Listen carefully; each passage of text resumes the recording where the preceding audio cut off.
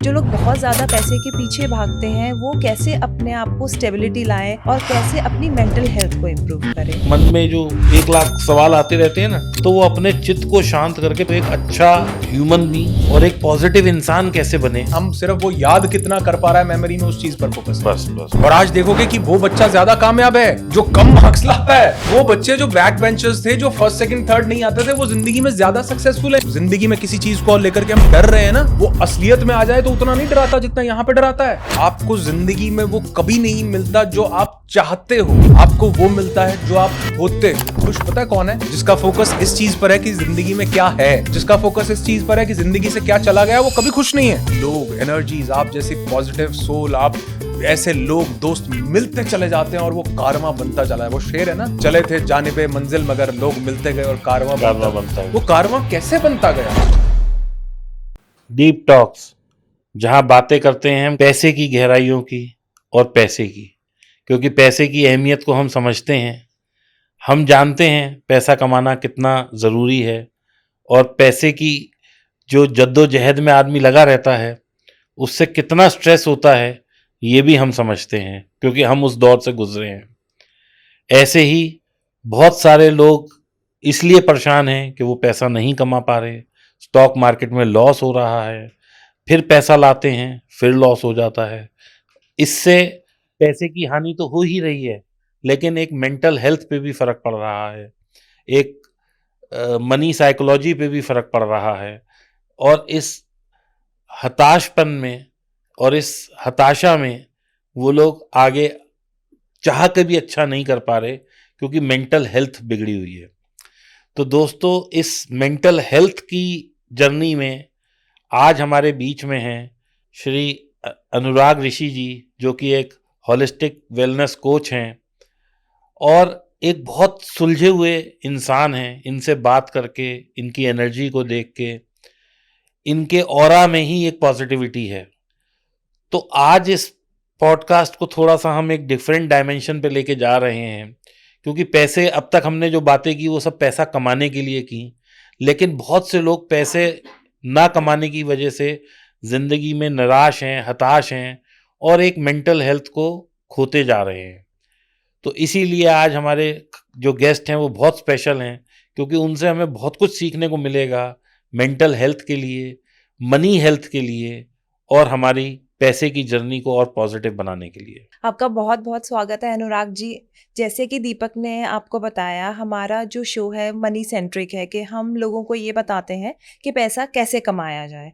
लेकिन आज के दौर में बहुत लोग ऐसे हैं जिनकी नीड्स बढ़ चुकी हैं और वो उस हिसाब से पैसा नहीं कमा सकते, तो वो बहुत फ्रस्ट्रेशन में आते हैं और उसमें वो गलत डिसीजंस भी लेते हैं, गलत डायरेक्शंस में भी जाते हैं।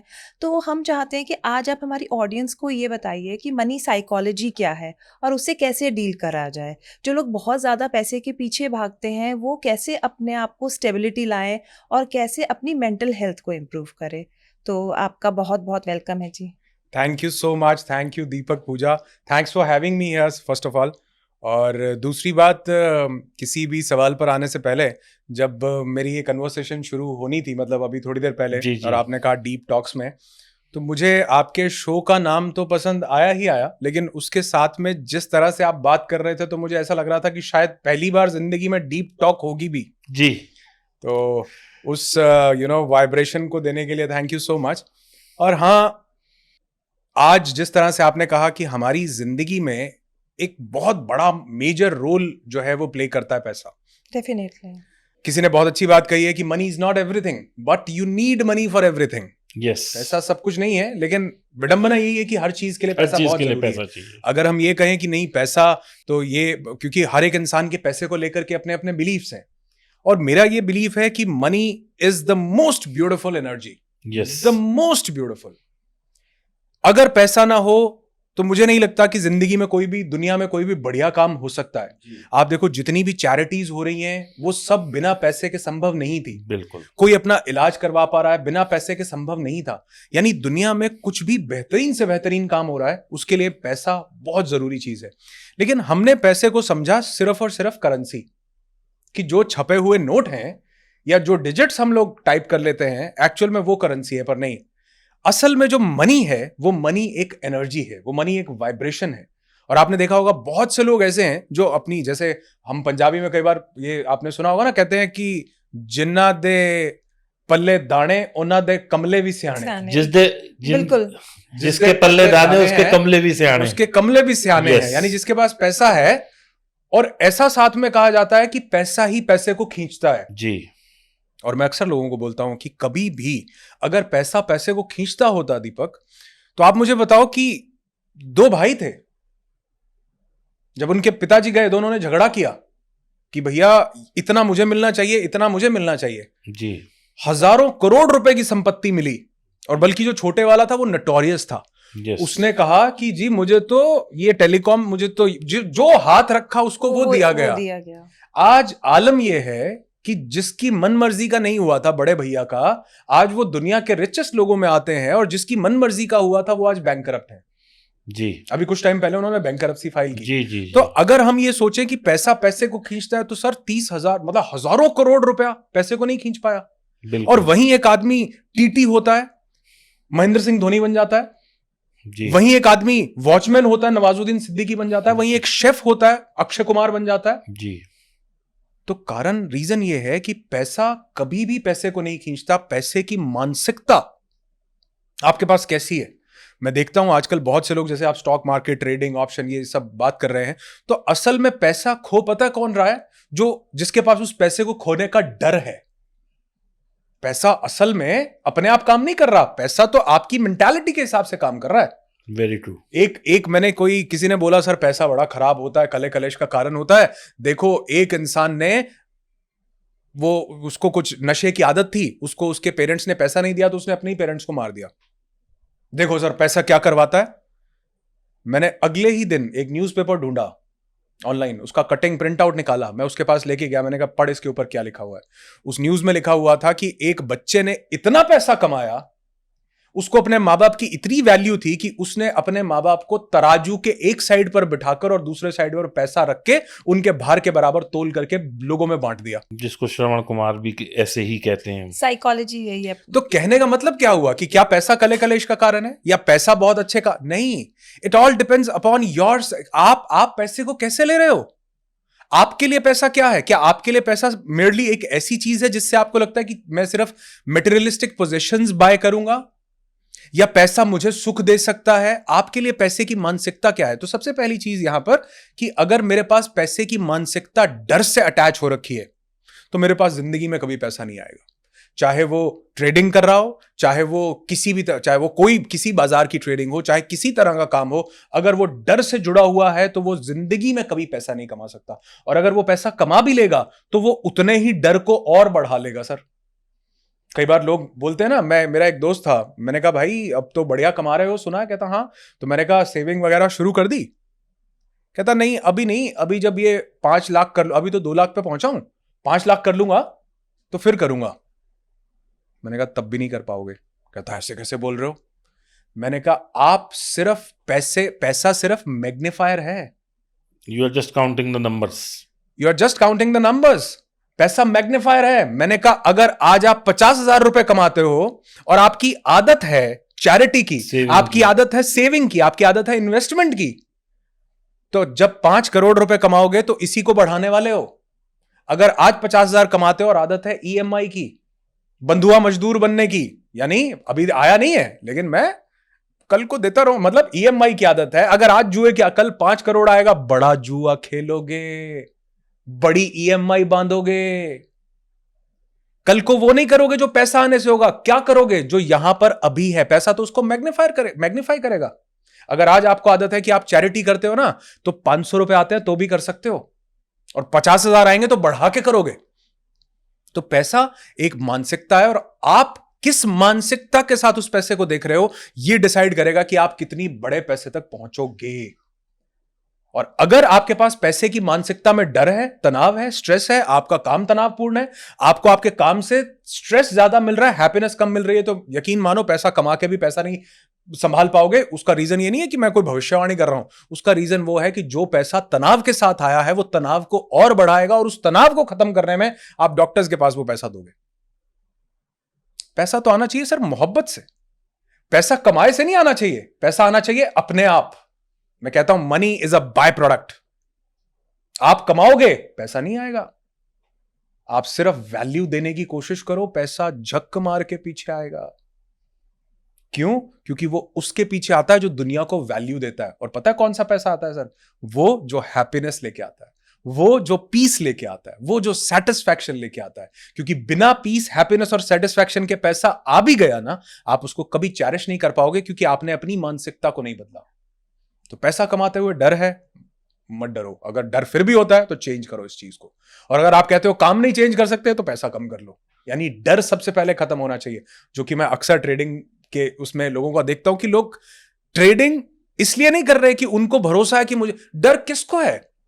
जिसको अपनी कैपेबिलिटीज पे ही विश्वास नहीं है, अपनी स्किल्स पे विश्वास नहीं है। अब एक बॉलर है बुमराह जैसा, शानदार, खतरनाक, मतलब ऐसे यॉर्कर निकालता है। अब उसके सामने कोई विराट कोहली जैसा बैट्समैन हो, रोहित शर्मा जैसा बैट्समैन हो, डर तो उसको भी लगेगा, लेकिन उसका डर ना कैलकुलेटेड है। कैलकुलेटेड है। लेकिन वहीं कोई मेरे जैसा इंसान जिसने कभी बैट पकड़ा ही नहीं, वो तो कहेगा भाई थोड़ा बचा के भैया, मेरे को 2 हेलमेट एक और दे दो, पीछे भी लगा लेता हूं, गार्ड भी दे दो। वो खेल ही नहीं पाएगा सर। जिसको मैं खेल बोल रहा हूं ना, असल में जिंदगी भी यही चल रही है। वो खेल कौन नहीं पा रहा? जिसको डर बहुत ज्यादा है। बिल्कुल अनुराग जी, आप ठीक कह रहे हैं। जैसे मैं ट्रेडिंग करता हूं और ये हमारे जितने भी व्यूअर्स हैं उसमें ज़्यादातर ट्रेडर्स ही हैं। तो मैं चाहे 1 करोड़ की पोजीशन बनाऊं, 2 की बनाऊं, 3 की बनाऊं, 5 की बनाऊं, 50 की बनाऊं, क्योंकि मुझे अब स्किल सेट आता है, मुझे उसको गेम को समझ आ गया है, मैं उस चीज़ से गुजर चुका हूं। तो आप ठीक कह रहे हैं, मुझे डर नहीं लगता। और जब डर नहीं लगता तो मैं पैसे कमा पा रहा हूं। लेकिन जब मैं डरता रहता था कि हाय मेरा लॉस ना हो जाए, हाय मेरा लॉस ना हो जाए, तो लॉस ज़्यादा होता था। So I can somewhere relate your statement to what is happening. उसमें आप अपना प्रॉफिट भी नहीं होल्ड कर पाते थे, हाँ। क्योंकि एक डर होता था कि ये प्रॉफिट अगर हमने अभी नहीं निकाला, पता चला खत्म ही हो गया, तो उस डर से भी आप ट्रेड को खत्म कर देते थे। आप अपना क्योंकि अपने पे कॉन्फिडेंस नहीं आप था। शायद परिचय आपका पहली बार ही हो रहा है। तो आप नहीं, ऑफ कैमरा तो मेरा पहली बार हो चुका है। तो मतलब आप जानते नहीं है, ये भी एक बहुत अच्छी ट्रेडर है। अरे वाह, दैट्स अमेजिंग। मैं काफी सालों से ट्रेडिंग कर रही हूँ। अच्छा, साथ में ही? साथ मतलब नहीं। अच्छा, वो अगर मैं अपनी ट्रेडिंग करता हूँ, ये अपनी, हम कभी भी आपस में डिस्कस करके तो ट्रेड करते ही नहीं है। वैसे ये मेरी जिंदगी का पहला ऐसा एक्सपीरियंस है कि मैं कोई कपल देख रहा हूँ जो दोनों ट्रेडर्स हैं। हम एक और को भी जानते हैं, वो भी है। अच्छा, ठीक है, गुड। तो दैट्स द रीजन हमने दोनों ने इकट्ठे पॉडकास्ट शुरू किया है, क्योंकि इसकी नॉलेज मुझे भी है ट्रेडिंग की। तो काफी सालों से मैं कर रही हूँ। बहुत अच्छी बात है, आपने बिल्कुल ठीक कहा। जब आपको, और ये डर, इट्स नॉट अबाउट नंबर्स कि आप 1 करोड़ का या 5 लाख का या 20 लाख का या 50 लाख का क्या काम कर रहे हो। It's not about numbers, it's about that gut instinct, it's about that fearlessness कि आपके पास वो है। तो कई बार वो फियरलेसनेस 1000 रुपए में भी नहीं आ पाती, और कई बार वो आप जैसे बता रहे हो 1 करोड़ रुपए में भी आ जाती है। तो ये सारा का सारा इट्स अबाउट कि आपके पास ट्रेनिंग कितनी है। रोहित शर्मा के पास क्या होगा उस टाइम पर? एक स्किल होगी ना, उसकी वो चीज ट्रेंड होगी कि वो उसको खेलना जानता है। मेरे पास नहीं होगी। तो सबसे पहली चीज तो जो लोग गलती करते हैं अपनी जिंदगी में पैसे को लेकर के, बाकी जगह को लेकर के, वो सिर्फ लोगों के आउटकम को देख करके उतर जाते हैं। अच्छा दीपक भाई करोड़ रुपया कमा, अरे भैया ये तो बहुत बढ़िया काम कर रहे हो दीपक भाई, हमें भी करवाओ। अब दीपक भाई जो कर रहे हैं वो अपने, हो सकता है 20 साल के एक्सपीरियंस से कर रहे हो। यस, आपको पता ही नहीं है कि हो सकता है दीपक भाई ने इसके पीछे कई करोड़ रुपए खोए भी हो। जी। आप क्या देख रहे हो?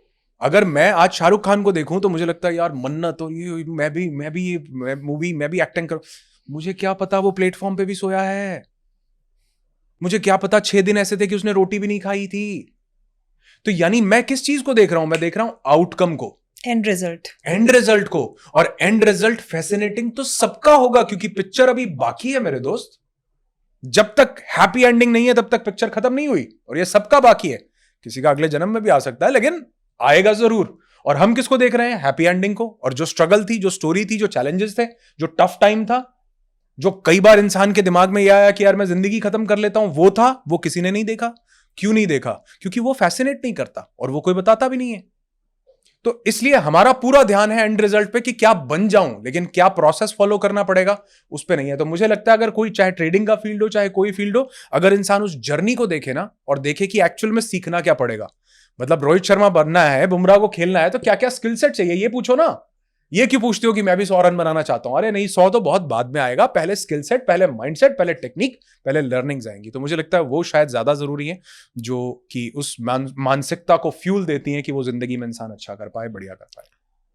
तो अनुराग जी, मेरा एक बड़ा स्ट्रेट फॉरवर्ड क्वेश्चन, क्योंकि हम, जैसे मैंने बताया, ट्रेडिंग से जुड़े हुए हैं, तो हम भी सबको यही कहते हैं कि ट्रेडिंग में 25% आपकी स्ट्रेटेजी है, 75% आपकी मानसिकता या साइकोलॉजी है, कि आप उस प्रॉफिट को किस नज़रिए से देख रहे हैं, कितना आपके अंदर पेशेंस है उसको होल्ड करने का।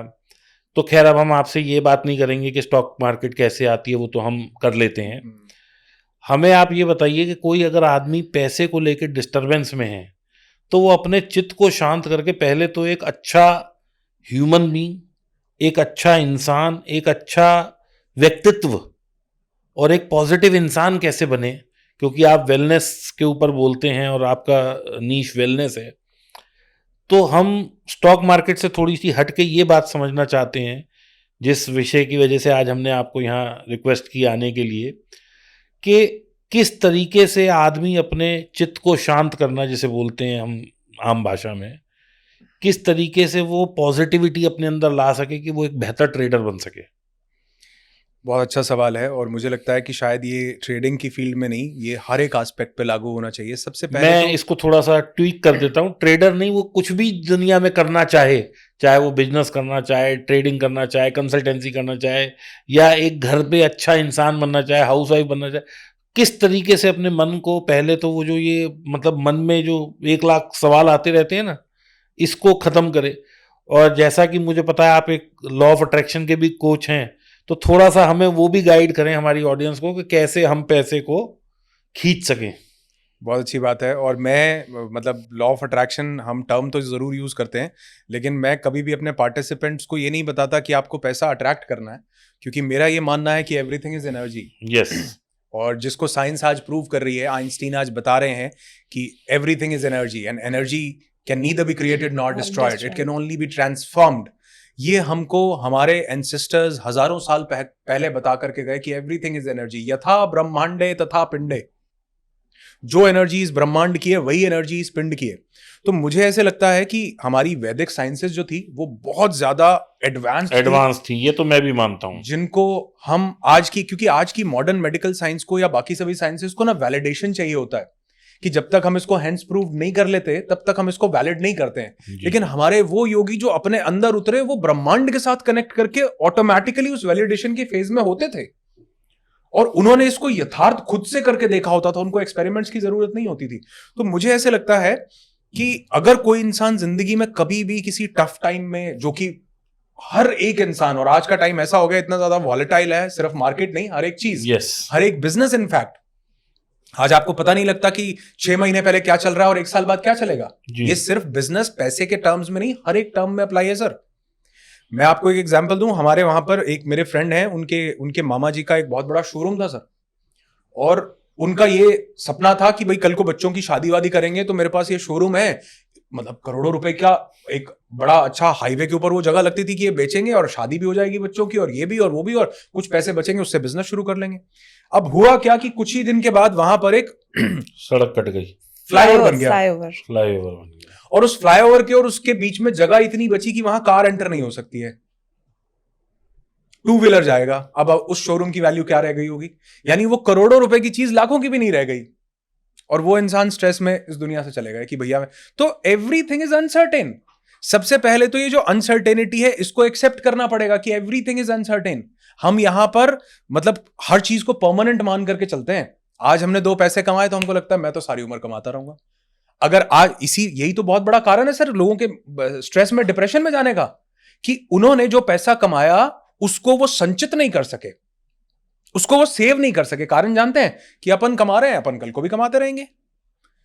लेकिन मेरे कमाने से अगर मैं कमा पाता सर, तो बात ही क्या थी। ये तो संयोग बनता है, 50 चीजें कॉम्बिनेशन बैठती हैं, आपके कुछ कर्म कटने होते हैं, कटते हैं, उसके बाद आपका किसी के साथ मिलता है, कोई वाइब्रेशंस अटैच होनी होती हैं। एक छोटी सी स्टोरी है अगर आप कहें तो मैं बिल्कुल। एक ऐसा कहा जाता है कि महाभारत का जब युद्ध हो रहा था, युद्ध खत्म हुआ तो अर्जुन को बहुत ज्यादा घमंड आ गया अर्जुन कहते हैं श्री कृष्ण को कि देखा, सब कौरव लाइन पे लगा दिए, सब खत्म, सब जीरो कर दिया। तो वो कहते हैं देखो ये मेरे गांडीव की ताकत है कि इसने ऐसा कर दिया। श्री कृष्ण को बोल रहे हैं। तो श्री कृष्ण समझ जाते हैं कि अर्जुन अहंकार में आ गया है। तो अर्जुन को, श्री कृष्ण को बोलता है अर्जुन कि आप उतरो माधव, मैं आता हूं जरा, गांडीव है, कई बार होता है ना ईगो आ जाती है थोड़ी सी, 2 पैसे आने के बाद इंसान को। अरे भैया दिखाओ कहाँ है। वो एक मेरा दोस्त था, वो थोड़ा उसको जब पैसे वैसे आने लगे ना, तो वो ये नहीं करता था, कहता फोन कर लेना, मतलब कई लोग होते हैं ना, जैसे मैं बोलूं कि सर मेरा फोन देना, ऐसे नहीं बोलता था, बोलता था सर मेरा वो 13 Pro Max देना सर। मतलब थैंकफुली जीबीज नहीं बताई उन्होंने। 512 GB देना। हमारी एक भाभी है, तो उन्होंने नया फोन लिया 13 Pro Max या 14 Pro Max, पता नहीं कौन सा था। ऐसे ही था। तो मैंने एक दिन उनसे कह दिया ये 13 Pro Max लिया आपने? No Deepak, this is 13 Pro Max 1 TV। तो ऐसे ही होता है। तो इन लोगों की ना थोड़ी टर्मिनोलॉजी भी चाहिए। इनके लिए गाड़ी कार नहीं होती, इनके लिए वो मर्सिडीज, BMW, ऑडी होती है। इनके लिए टीवी नहीं होता, वो 72 इंच का टीवी होता है। इनके लिए घर नहीं होता, वो कोठी या बंगला होता है। जी जी। तो अर्जुन को वो थोड़ा सा अहंकार आने लगा। उसने बोला कि श्री कृष्ण को कि आप उतरो। श्री कृष्ण ने बोला 1 मिनट, पहले एक काम करो, पहले तुम उतरो। उसने कहा क्यों? वो कहते हैं मैं बताता हूं क्यों। अर्जुन उतरता है। अर्जुन के उतरने के बाद कहते हैं उस रथ की बहुत सारे गंधर्व, बहुत सारे किन्नर, बहुत सारे देवी देवता उस रथ की रक्षा कर रहे थे। श्री कृष्ण उनको बोलते हैं कि अब आप सब यहां से विदा लीजिए। वो सब उतरते हैं। फिर उसके बाद उस रथ के ऊपर एक ध्वज लगा होता है जिसमें कहते हैं हनुमान जी विराजमान थे। वो हाथ जोड़कर हनुमान जी को बोलते हैं कि अब आप इस रथ से उतरिए। वो हनुमान जी जाते हैं, उड़ते हैं, वहां से निकलते हैं। और फिर कहते हैं श्री कृष्ण अपना पहला पांव, और फिर उसके बाद जैसे ही दूसरा पांव उतारते हैं वो रथ के टुकड़े टुकड़े हो जाते हैं। और अर्जुन देखकर हैरान होता है। वो कहता है माधव ये हुआ क्या? वो कहते हैं तुझे लग रहा है कि तू कुछ बहुत बड़ा कर रहा था। वो कहते हैं जो तेरे सामने कर्ण जैसा एक एक शूरवीर लड़ रहा था, तुझे पता नहीं उसके एक एक अमोघ बाण ने तेरे रथ के साथ किया क्या था। तुझे लग रहा है तू अकेला कर रहा था। पता नहीं कितने लोगों, तो ऐसे ही हमारी जिंदगी में पता नहीं कितने लोगों की दुआएं हैं सर। कहां पर मां बाप की दुआ ने हमको बचा के निकाल लिया हो, 2 पैसे की कमाई दे दी हो, जिंदगी में खुशी दे दी हो जी। हम पता नहीं क्या डिसीजन ले लेते, किस हमारे साथी के प्यार ने हमको उस चीज से बाहर निकाल लिया हो। तो जिंदगी में कभी भी आपको लगता है कि आपने बहुत कमा लिया या आपने बहुत खो दिया, अरे नहीं सर, संयोग बनते हैं। संयोग कर्मवशात बन रहे हैं। हम प्रारब्ध लेके आए थे कुछ, उसके हिसाब से बहुत संयोग बनते हैं। आज संयोग बना कि हम यहां बैठ गए। जी जी। ये कोई प्लानिंग के तहत नहीं है। अगर आप इसको कहो कि ये कोई, हाँ प्लानिंग थी, लेकिन कोई डिवाइन और यूनिवर्सल प्लानिंग हो सकती है, हमारी नहीं थी। कि हम, हमारी तो नहीं थी। तो अगर हमारी प्लानिंग नहीं थी और फिर भी हम रात के इस समय पर यहां पर बैठे हुए हैं, तो कोई तो है जो निजाम हस्ती चला रहा है सर। बिल्कुल। तो हमारी क्या बिसात है सर उसके सामने। हम तो ये भी नहीं डिसाइड कर पाए कि हम आज रात को ये पॉडकास्ट कर भी रहे होंगे या नहीं कर रहे होंगे। ये भी हम तो ड्रीम में भी नहीं सोच सकते कि आप हमारे पॉडकास्ट में आएंगे। नहीं नहीं, ऐसा नहीं है, लेकिन मैं ये कह रहा हूं कि ये संयोग बनते हैं सर। इट इज कुछ तो है, कुछ तो है, सम कॉस्मिक पावर, सम मतलब कोई तो शक्ति है। उसको मैं यूनिवर्सल इंटेलिजेंस बोलता हूं सर। जी जी जी। मेरा अपना एक बिलीफ है, मैं उसको भगवान, अल्लाह, वाहेगुरु, गॉड, हर एक कोई अपना अपना नाम देता है। मुझे लगता है वो यूनिवर्सल इंटेलिजेंस है और उसका एक एल्गोरिथम सेट है। जैसे यूट्यूब, इंस्टाग्राम, इन सब का एल्गोरिथम है ना, कि कई बार आप पहला ही वीडियो डालते हैं और 1 लाख व्यूज आ जाते हैं, और कोई लोग 50वां भी वीडियो डाल रहे हैं 5000। तो ये एक एल्गोरिथम है जिसने पिक कर लिया कि आपकी चीज में क्या खास था। जी। ठीक वैसे ही उसका भी एक एल्गोरिथम है। अगर वो कोई कहता है कि उसकी मर्जी के बिना पत्ता नहीं हिलता, मैंने कहा यार बड़ा मुश्किल जॉब है उसको, तो पत्ते पत्ते का हिसाब रखना पड़ रहा है। सोचो तो सही, अरबों खरबों की तादाद में पत्ते, और उसकी मर्जी से सब चल रहा है। वो कह रहा है कि ये पत्ता हिले या ना हिले, तो बड़ा मुश्किल हो गया। मतलब ये है कि एक एल्गोरिथम है, हवा चल रही है तो पत्ता हिलेगा, रूल बन गया। अच्छा करोगे अच्छा मिलेगा, रूल बन गया। इसीलिए इसको बोला गया the law of karma, the law of reaping and sowing. जो बोएंगे वो काटेंगे, जो बांटेगा वो मिलेगा। तो जो मिल रहा है, हमने क्या बांटा था हमको पता नहीं है शायद। जो नहीं मिल रहा अभी तक, उसके लिए भी क्या बांटा था शायद वो भी पता नहीं है, वो भी रास्ते में होगा।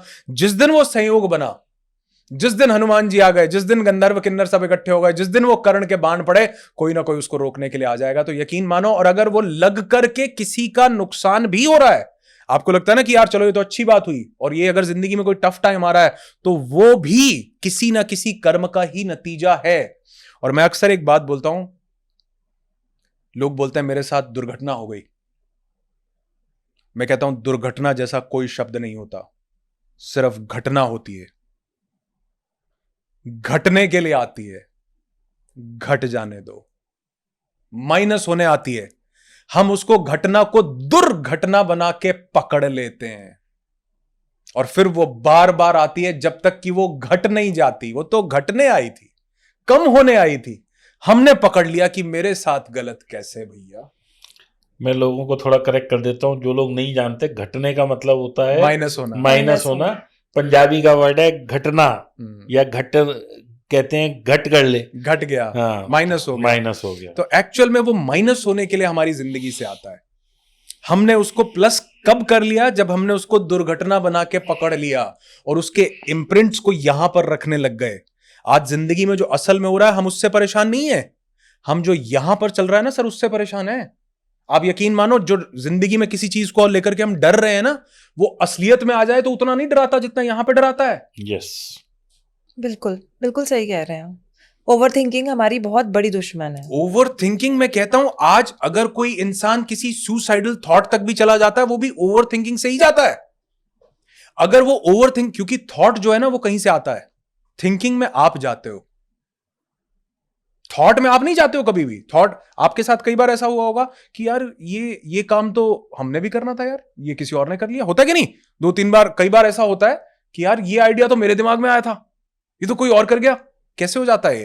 क्योंकि आइडिया आपका नहीं है, आइडिया यूनिवर्स का है। किसके साथ कनेक्ट हुआ? जो उस वाइब्रेशनल लेवल पर था। तो जो थॉट है वो तो यूनिवर्स से आता है, लेकिन उसके थिंकिंग में कौन जाता है? जो खुद से उस थिंकिंग के मोड को एक्टिवेट कर लेता है। तो यकीन मानिए, जिंदगी में हर इंसान पैसे के अबंडेंस तक पहुंच सकता है। हर इंसान जो चाहे वो अपनी जिंदगी में अचीव कर सकता है, और उसका जीता जागता एग्जाम्पल आपके सामने बैठा है। मतलब मैंने अपनी जिंदगी में बहुत सारा टफ टाइम, बहुत सारा ऐसा फेज देखा है, जब तक मैं उसको दुर्घटना मानता था तब तक मैं उसको बदल नहीं पा रहा था, और वो जिंदगी में बार बार आ रहा था। जिस दिन मैंने उसको एक्सेप्ट किया और मैंने सरेंडर किया, मैं कहा ठीक है यार, अगर ये घटना थी, माइनस होने के लिए आई थी, तो इस बार मैं माइनस हो जाने दूंगा। मैं स्वीकारता हूं कि मेरे साथ ये हुआ है। और ऐसा नहीं है कि मैं ही कर रहा था, जैसे कहते हैं ना, छिपकली को कई बार गुमान हो जाता है कि छत मैंने ही उठा रखी है। इंसान को भी हो जाता है कि मैं ही चला रहा हूं। अरे नहीं भैया, संयोग बन रहा है, कोई ना कोई बन गया था, उस संयोग को घट जाने दो। अगर कुछ बुरा हुआ, अगर कुछ अच्छा हुआ, तो भी घट जाने दो, बस उसको फ्लो के साथ एंजॉय करना शुरू करो। इसलिए मैं बोलता हूं कि काम जिंदगी में वो करना चाहिए जिससे आपकी मोहब्बत है, आपका प्यार है। कई लोग बोलते हैं ना सर कि मैं 100 करोड़ कैसे कमा रहे हैं। मैंने कहा छोड़ दे नंबर्स, बिल्कुल एक चीज ध्यान रखो कि जिंदगी में कौन सा वो काम कर सकते हो जिससे मोहब्बत हो, पागलों की तरह, शिद्दत। अगर आपने पहले दिन अपने काम से मोहब्बत की, पहले दिन आप समझो यू आर सक्सेसफुल। आपको कोई वैलिडेशन नहीं चाहिए। तो इसलिए पैसा ऐसी एक मानसिकता है जो उस इंसान के पास फ्लो करती है, जो उस मानसिकता को अबंडेंस में एक्सेप्ट करता है। कई लोगों की आपने ये भी देखा होगा, स्कैरसिटी माइंडसेट होता है बहुत ज्यादा। मैं आज लोगों को देखता हूं, कहते हैं यार कहां पैसा। मैंने कहा बढ़िया, नहीं यार कहां पैसा, ये इतना अंबानी लेके बैठा, अडानी लेके बैठा, ये दीपक लेके बैठा है, अनुराग लेके। अरे मैंने कहा भैया तुम्हारा नहीं लेके बैठा, आप थोड़ा सोच के तो देखो, तुम्हारा नहीं लेके बैठा। अगर अंबानी को मिल सकता है, अडानी को मिल सकता, तो दीपक को क्यों नहीं मिल सकता, अनुराग को क्यों नहीं मिल सकता, पूजा को क्यों नहीं मिल सकता? सबको मिल सकता है, क्योंकि पैसा अबंडेंस में है। तो स्केर्सिटी माइंडसेट से अबंडेंस माइंडसेट में शिफ्ट होना पड़ेगा अगर जिंदगी में कुछ करना है तो। कि ऐसा नहीं है कि मुझे मिल गया तो आपको नहीं मिलेगा, या आपको मिल गया तो आप रह गए। अरे नहीं, इनको भी मिलेगा, इनको भी, इनको भी, लेकिन उसको मिलेगा जिसकी मानसिकता अबंडेंस की है कि बहुत है भैया। और ये पता है कब आती है? जब आप दूसरे की सक्सेस को गले लगाते हो सर। आधी से ज्यादा दुनिया दूसरे की सक्सेस को देखकर, एक कहावत ऐसा कहा जाता है कि लोग आज अपने सुख से सुखी नहीं है, दूसरे के सुख से दुखी है। दुखी हैं। बिल्कुल सही बात है। सारी प्रॉब्लम यही है कि वो एड भी हम ऐसी बनाते हैं, उसकी साड़ी मेरी साड़ी से सफेद कैसे है। हमारे घर में स्विफ्ट और उनके घर में स्विफ्ट डिजायर, हमारे घर में 4 चूड़ी वाली गाड़ी और उनके घर में चीते वाली, मतलब जैगवार। ऐसा कैसे? सारा कंपैरिजन की वजह से। और आज से आप 100 साल पहले जाओ, लोग सुखी पता है क्यों थे? क्योंकि लाइट जाती थी ना, सबकी जाती थी जी। आज सबसे पहले हम अपनी बिल्डिंग में देखते हैं, अच्छा मेरी गई है, दूसरे की गई है या नहीं गई है। अगर दूसरे गई है तो हम हम सेटिस्फाइड हैं। सैटिस्फाइड है। अगर मेरी गई है तो मैं बहुत परेशान हूं। क्यों? क्योंकि कंपैरिजन का मोड आ गया। और कंपैरिजन आएगा भी, आज जिस तरह से हम ग्रो कर रहे हैं सोसाइटी में, कंपैरिजन आएगा भी। लेकिन उसमें आपको अबंडेंस माइंडसेट अगर हम ले आए ना सर, कि पैसा अबंडेंस में है, उसके पास भी अंबानी के, अदानी के, मार्क जुकरबर्ग के, ऋषि के, सबके पास हो सकता है। अबंडेंस में है। और वो तब आएगा पैसा अबंडेंस में, उसका माइंडसेट तब डेवलप होगा जब आप जो काम कर रहे हो उससे मोहब्बत करोगे और दूसरा इंसान जो सक्सेस हासिल कर रहा है उसको एप्रिशिएट करोगे। क्योंकि सबसे मुश्किल काम है किसी दूसरे की सक्सेस को गले लगाना, क्योंकि उसमें अपनी कमी का भाव पहले आ जाता है कि अच्छा ये कर गया। जैसे आप किसी की सोशल मीडिया पे फोटोग्राफ्स देखो ना, अच्छा वो गोवा गए थे, वो स्विट्जरलैंड गए थे, वो जर्मनी गए थे, सबसे पहले हम कब जाएंगे। अरे यार उनके घर में जो 4 बार महीने में जूता बचता है वो तो आपने देखा नहीं, जो उन्होंने फोटो पोस्ट की है वो आपको सबसे पहले दिखी है। क्यों? क्योंकि जूते की फोटो कौन डाले कि भैया ये मेरे बाल भी खींचती है और मैं भी इसको पकड़ के हिला देता हूं रोज रात को, ये कौन डालेगा? हम सब अच्छा अच्छा ही दिखाएंगे। हम सब अच्छा अच्छा ही दिखाएंगे, और जो जिसको दिख रहा है वो उस अच्छे से कंपेयर करने लगता है कि यार इनकी तो लाइफ बहुत बढ़िया है। अरे आपकी फोटो देख करके गोवा वाली वो भी ऐसे ही सोच रहे थे, उनको भी नहीं पता कि आपके साथ क्या हो रहा है घर के अंदर। तो हमने इस चीज को एक्सेप्ट नहीं किया कि लोगों के पास फेलियर्स भी हैं, लोगों के पास बड़े सारे चैलेंजेस भी हैं। तो अगर कोई इंसान लाइफ में सक्सेसफुल होता है ना, सबसे पहले उसकी सक्सेस को अप्रिशिएट कीजिए। एक इंसान है, वो बड़ी अच्छी बात बोलते हैं, वो कहते हैं कि money is the most beautiful thing, लेकिन तब जब आप उसको ब्यूटिफुल एनर्जीज देते हो। सबसे पहली ब्यूटिफुल एनर्जी आपने कब दी? जब आपने अबंडेंस माइंडसेट रखा कि सबके पास है भैया, ऐसा घबराने की बात नहीं कि दीपक के पास चला गया तो अनुराग के पास नहीं आ सकता, हैप्पी रहो। आपने पॉजिटिव एनर्जी दी। दूसरी, अगर दीपक सक्सेसफुल हुए तो मैंने दीपक को सबसे पहले कंग्रेचुलेट किया, क्योंकि मुझे आपकी सक्सेस से खुशी है। मेरे पास कौन आना चाहेगा सर, जिसको मैं गाली दूंगा या जिसको मैं अप्रिशिएट करूंगा? जिसको अप्रिशिएट करेंगे। If money is an energy, और अगर मैं उसको अप्रिशिएट करता हूं, चाहे मेरी है चाहे किसी की भी है, तो क्या वो मेरे पास आना चाहेगी? यस या नो? डेफिनेटली। हम आज से पहले कभी भी नहीं मिले, लेकिन आपसे मिलके इतना अच्छा लगा कि अगली बार क्या मिलने के लिए हमको गुप्ता जी की जरूरत होगी? ठीक बात है। या हमारा कुछ ऐसा, अगर हमारी अच्छी पॉजिटिव वाइब्स एक्सचेंज हुई कि ऐसा कनेक्शन बन जाएगा कि आप, मैं कभी यहां आया तो मैं आपको फोन करूं और आप मेरे पास आए तो आप फोन करें, बनेगा कि नहीं बनेगा? बिल्कुल ठीक बात क्यों? है। क्योंकि एक पॉजिटिव Positive, एप्रिसिएशन का yes. कनेक्शन बना। तो जो कोई आदमी सक्सेसफुल हो रहा है, अगर आप उसकी सक्सेस को अप्रिशिएट करते हो तो इसका मतलब आपने इनडायरेक्टली उस मनी की एनर्जी को अप्रिशिएट किया। चौथी चीज, बहुत से लोग पैसे को आने से पहले ही धक्का लगा देते हैं। आपके घर में कोई मेहमान आए, अगर आप उसको धक्का लगा दो वो दोबारा आएगा। और एक ऐसा इंसान जो आए और आप उसका पूरा आदर सत्कार करो, बिठा के रखो, वो आएगा दोबारा? बिल्कुल आएगा। बिल्कुल। हम पैसे के साथ भी तो यही कर रहे हैं सर, पैसा कमाते बाद में, खर्च पहले देते हैं। क्यों तिजोरियां बनाई थी? क्यों लक्ष्मी का पूजन किया जाता था बिठा के, संभाल के? कारण था कि आपने उसको इज्जत दी है। अब आपने उसको घर आने से, आप कह रहे हो भैया ये जो गाड़ी खरीदी है ना, इसके जो पैसे हैं ये अभी आए नहीं है, ये घर आने से पहले ही धक्का लगा देता हूं ईएमआई पे, ये अगले 2 साल के पैसे को बाहरों बाहर, अलविदा। अरे पैसे को इज्जत देनी है, उसका इज्जत देने का मतलब ये नहीं है कि आप ईएमआई पे चीज, मतलब वो मेरे अपनी फिलॉसफी हो सकती है। इज्जत देने का मतलब ये है कि जो पैसा आप कमाते हो उसको थोड़ा सा अपने घर के भी तो दर्शन करवाओ। अगर आप पैसे की इज्जत नहीं करोगे, पैसा भी आपकी इज्जत नहीं करेगा सर। आप घर से बाहर से धक्का लगा दे रहे हो, वो कह रहा है अगले बार मैं आता ही नहीं हूं, क्योंकि वो भी एक एनर्जी है, अगर आप इसको एनर्जी के पर्सपेक्टिव से समझो। और बहुत से लोग ये गलती कर रहे हैं सर, पैसा आता बाद में, खर्च पहले देते हैं, और यही मानसिकता उनको जिंदगी में कभी आगे नहीं बढ़ने देती। मैं कहता हूं चाहे कोई ट्रेडिंग कर रहा है, चाहे कोई पैसे कमा रहा है, जो करना है करो, लेकिन ये देखो कि आप अपनी संपत्ति का कितना पैसा वहां लगा रहे हो। अभी आपने देखा रिसेंटली कई लोग, अंबानी 5,000 करोड़ खर्च दिए, इतना ये हो गया, वो देखा? तो उसके तो 2% भी नहीं है सर, आधा % भी नहीं है। मैं बल्कि अपने, एक दिन मेरे फ्रेंड से बात हो रही थी, इन्होंने मुझे, जब पहली बार ये जिंदगी में ये समझ आया, मेरे साथ मेरे दोस्त हैं और ये मेरे फाइनेंशियल गुरु भी हैं, जिन्होंने मुझे, क्योंकि मैं भी फाइनेंस के बहुत बड़े गर्त में था, मुझे भी ये चीजें समझ में नहीं आती थी। मुझे लगता हाँ ठीक है, बोल रहा है, बोले कोई, जैसे अब ये पॉडकास्ट देख के किसी को लगा हाँ ठीक है भैया, बैठे हैं, माइक लगा रखा है, तुम्हारा हक है, बोलते रहो, कोई बात नहीं। मुझे भी ऐसे ही लगता था। लेकिन उस दौरान की बात है, इनके एक दोस्त ने एक बाइक ली सर, कोई बढ़िया हायाबुसा, क्या होता है हायाबुसा करके, कोई ऐसा बढ़िया बाइक होगी, मतलब मुझे नहीं पता ब्रांड क्या है, लेकिन शायद। मैंने कहा कितने की है? पता नहीं, लाखों रुपए की बाइक बताई। यार इंसान का क्या दिमाग, लाखों रुपए की बाइक ले ली, लाखों रुपए की बाइक। इन्होंने वापस मुझे पता है क्या बोला? कहते सर अगर 5,000 की वो मिलेगी तो क्या आप लोगे? मैं कहा हाँ यार 5,000 की तो ले लूंगा। कहते बस उसके लिए वो 5,000 जैसे ही थे जो खर्चे हैं। इतनी करोड़ों की अरबों की संपत्ति है कि उसके लिए वो 5,000 जैसे ही दे, तो जैसे ज्यादा ही। टेंशन मत ले तू। अभी मैं इस पे ही आपको एक जोक, जैसे आपने कहानी सुनाई, अभी अनंत अंबानी की शादी हो रही है तो उसने एपी की जो है 10 लोगों 12 लोगों को वॉच दी है जो 2.5 करोड़ की है। अब हमारे लॉ के हिसाब से गिफ्ट जो है दूल्हा ले सकता है, वो दे नहीं सकता है, तो गिफ्ट पे टैक्स है। तो अगर जिसको घड़ी मिली है उसको 2-2.5 करोड़ की घड़ी तो मिली है, लेकिन उसका जो 75 लाख रुपए का टैक्स बनेगा वो उसे देना पड़ेगा।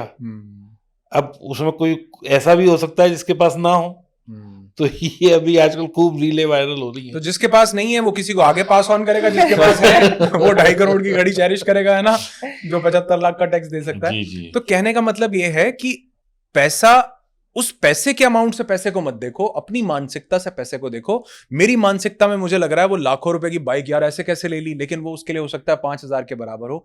ठीक वैसे ही आपके लिए जो पैसा है उसको भी आप इतना बड़ा नेगेटिव एनर्जीज मत दीजिए, उसको आप अबंडेंस के साथ देखिए, दूसरे की सक्सेस को अप्रिशिएट कीजिए। पैसे को हमेशा जापानीज का एक कॉन्सेप्ट है दीपक भाई कि आरिगातो। आरिगातो, आप थैंक यू बोलिए जब आप पैसा देते हैं, जब आप पैसा लेते हैं थैंक यू बोलिए। कई लोग इसको समझते हैं, उनको समझ, वो कहते हैं यार पैसा आए तो आरिगातो, वेलकम, थैंक यू आपने बोला, लेकिन पैसा जाए तो कैसा आरिगातो। इवन अगर एक ब्रेड भी खरीदते हैं और उसके लिए मनी देते हैं तो दे से थैंक यू, दे से थैंक यू, आरिगातो। तो उनका एक कॉन्सेप्ट है आरिगातो इन, आरिगातो आउट। आने वाले को भी सलाम, आने वाले को भी शुक्रिया, जाने वाले को भी सलाम, उसको भी धन्यवाद। वो कहते हैं कि जो हमने खर्च किया है, मान लो उसके बदले में सेहत ली, दवाई ली, मेडिसिन ली, ये हो ना पाता अगर पैसा ना होता, तो क्या उसका शुक्र अदा नहीं करेंगे? इसीलिए शुक्र अदा करते हैं। इसलिए शुक्र अदा करना है कि अगर वो ना होता तो ये चीजें ना आती जो हमारे पास आई हैं। हम पंजाबियों में हर टाइम हम कहते हैं ना शुक्राना करो, थैंक्स बोलो, वाहेगुरु जी का धन्यवाद करो, तो ये चीजें सुख वेले शुक्राना, हाँ, दुख वेले सिमरन। बिल्कुल सच है। और यही जो लोग भी अपनी लाइफ के उस टफ फेज में होते हैं, उनको सिर्फ और सिर्फ एक बात समझनी चाहिए कि money is the most beautiful energy, लेकिन उसके साथ आप कैसी वाइब्रेशंस अटैच कर रहे हो। बिल्कुल डर की मत करो, बिल्कुल स्कैरसिटी की मत करो कि उसके पास चला गया, मैं रह गया, अंबानी कमा गया, मैं रह गया। अरे नहीं, सबके पास हो सकता है, सबके पास हो सकता है। जो लक्ष्मी पूजन नहीं करते उनके पास भी हो सकता है, तो आपके पास क्यों नहीं हो सकता? समझने वाली बात है।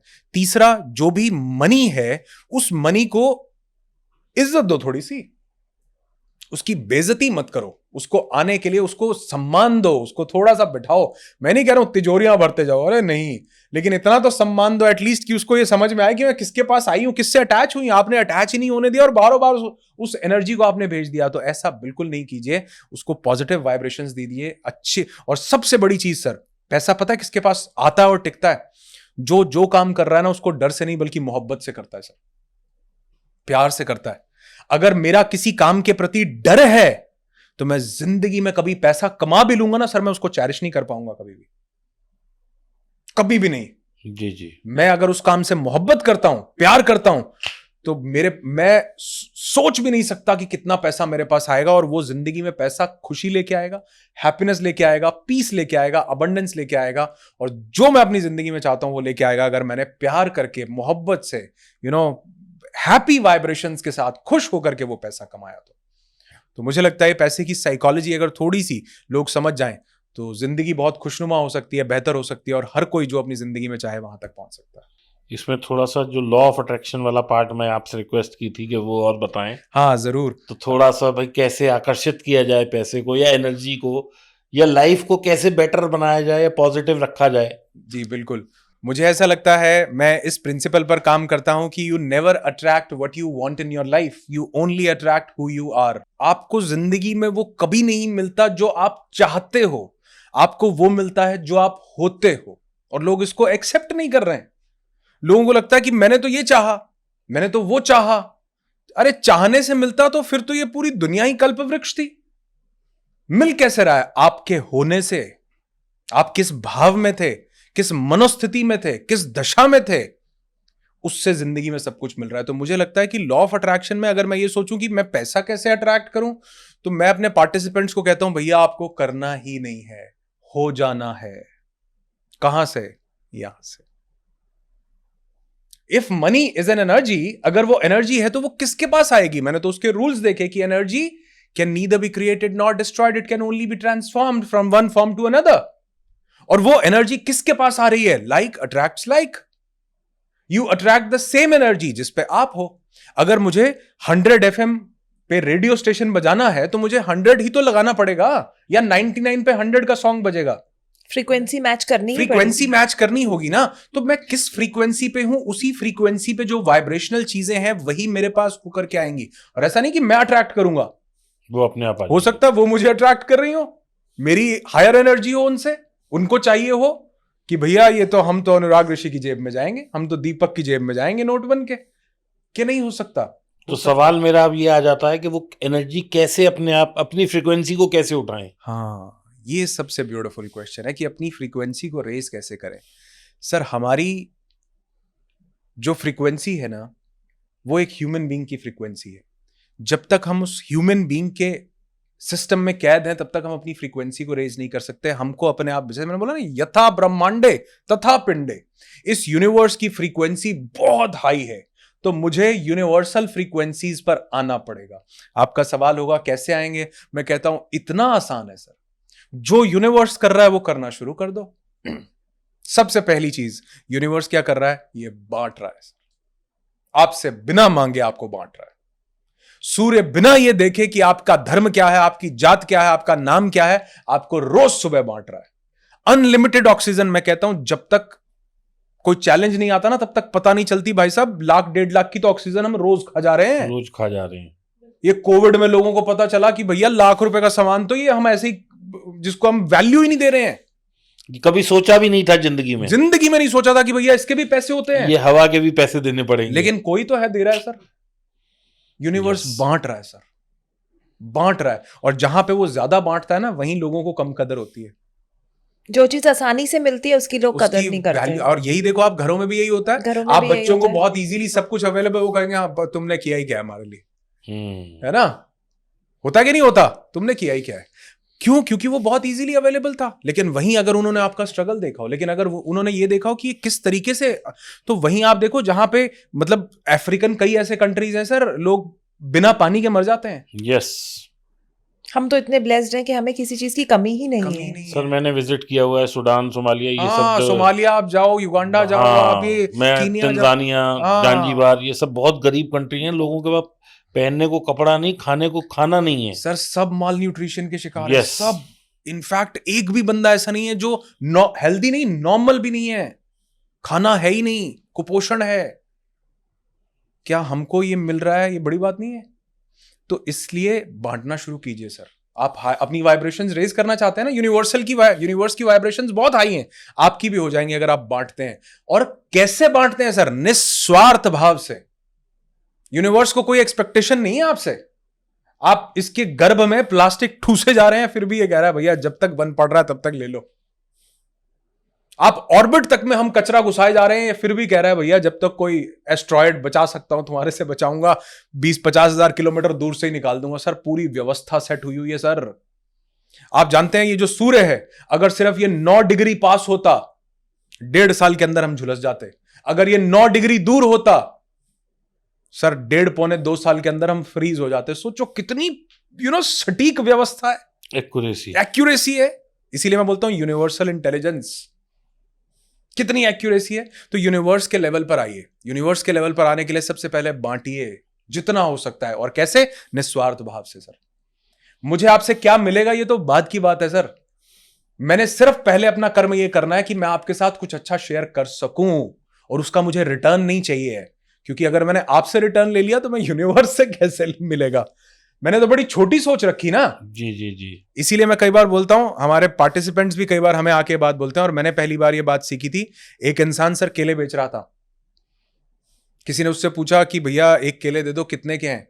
एक दर्जन के. दर्जन में 12 होते हैं, एक डजन में 12 होते हैं. उसने एक डजन केले कितने के? उसने कहा जी ऐसा 50 या 100 रुपए, जितने के भी. उसने दिए. उसने अपने पॉलिथिन में चेक किया तो देखा कि 12 की जगह 13 केले थे.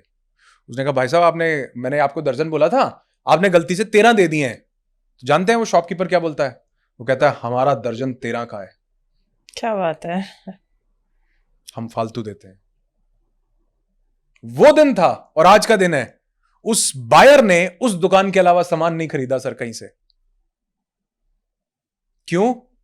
क्योंकि पता है कि यहां कुछ गलत नहीं होगा, इसकी नीयत अच्छी है, इसकी नीयत साफ है, ये बांटना जान। तो जब आप बांटते हैं ना सर, मैं कहता हूं कि लोग, एनर्जीज, आप जैसी पॉजिटिव सोल, आप ऐसे लोग, दोस्त मिलते चले जाते हैं और वो कारवां बनता चला है। वो शेर है ना कि चले थे जानिबे मंजिल मगर लोग मिलते गए और कारवां बनता। वो कारवां कैसे बनता गया? अरे लोग तो आप चलना शुरू करो, जहाज जब डूबता है पानी का, चूहे भी भाग लेते हैं सर। बिल्कुल सही बात है। सबसे पहले आपके अपने छोड़ के जाते हैं जब जहाज डूबता है, और ये रियलाइजेशन तभी होता है। लोग कहते हैं कारवां, अरे कारवां तब बनता है जब आप उस हायर एनर्जी के साथ अलाइन होते हो।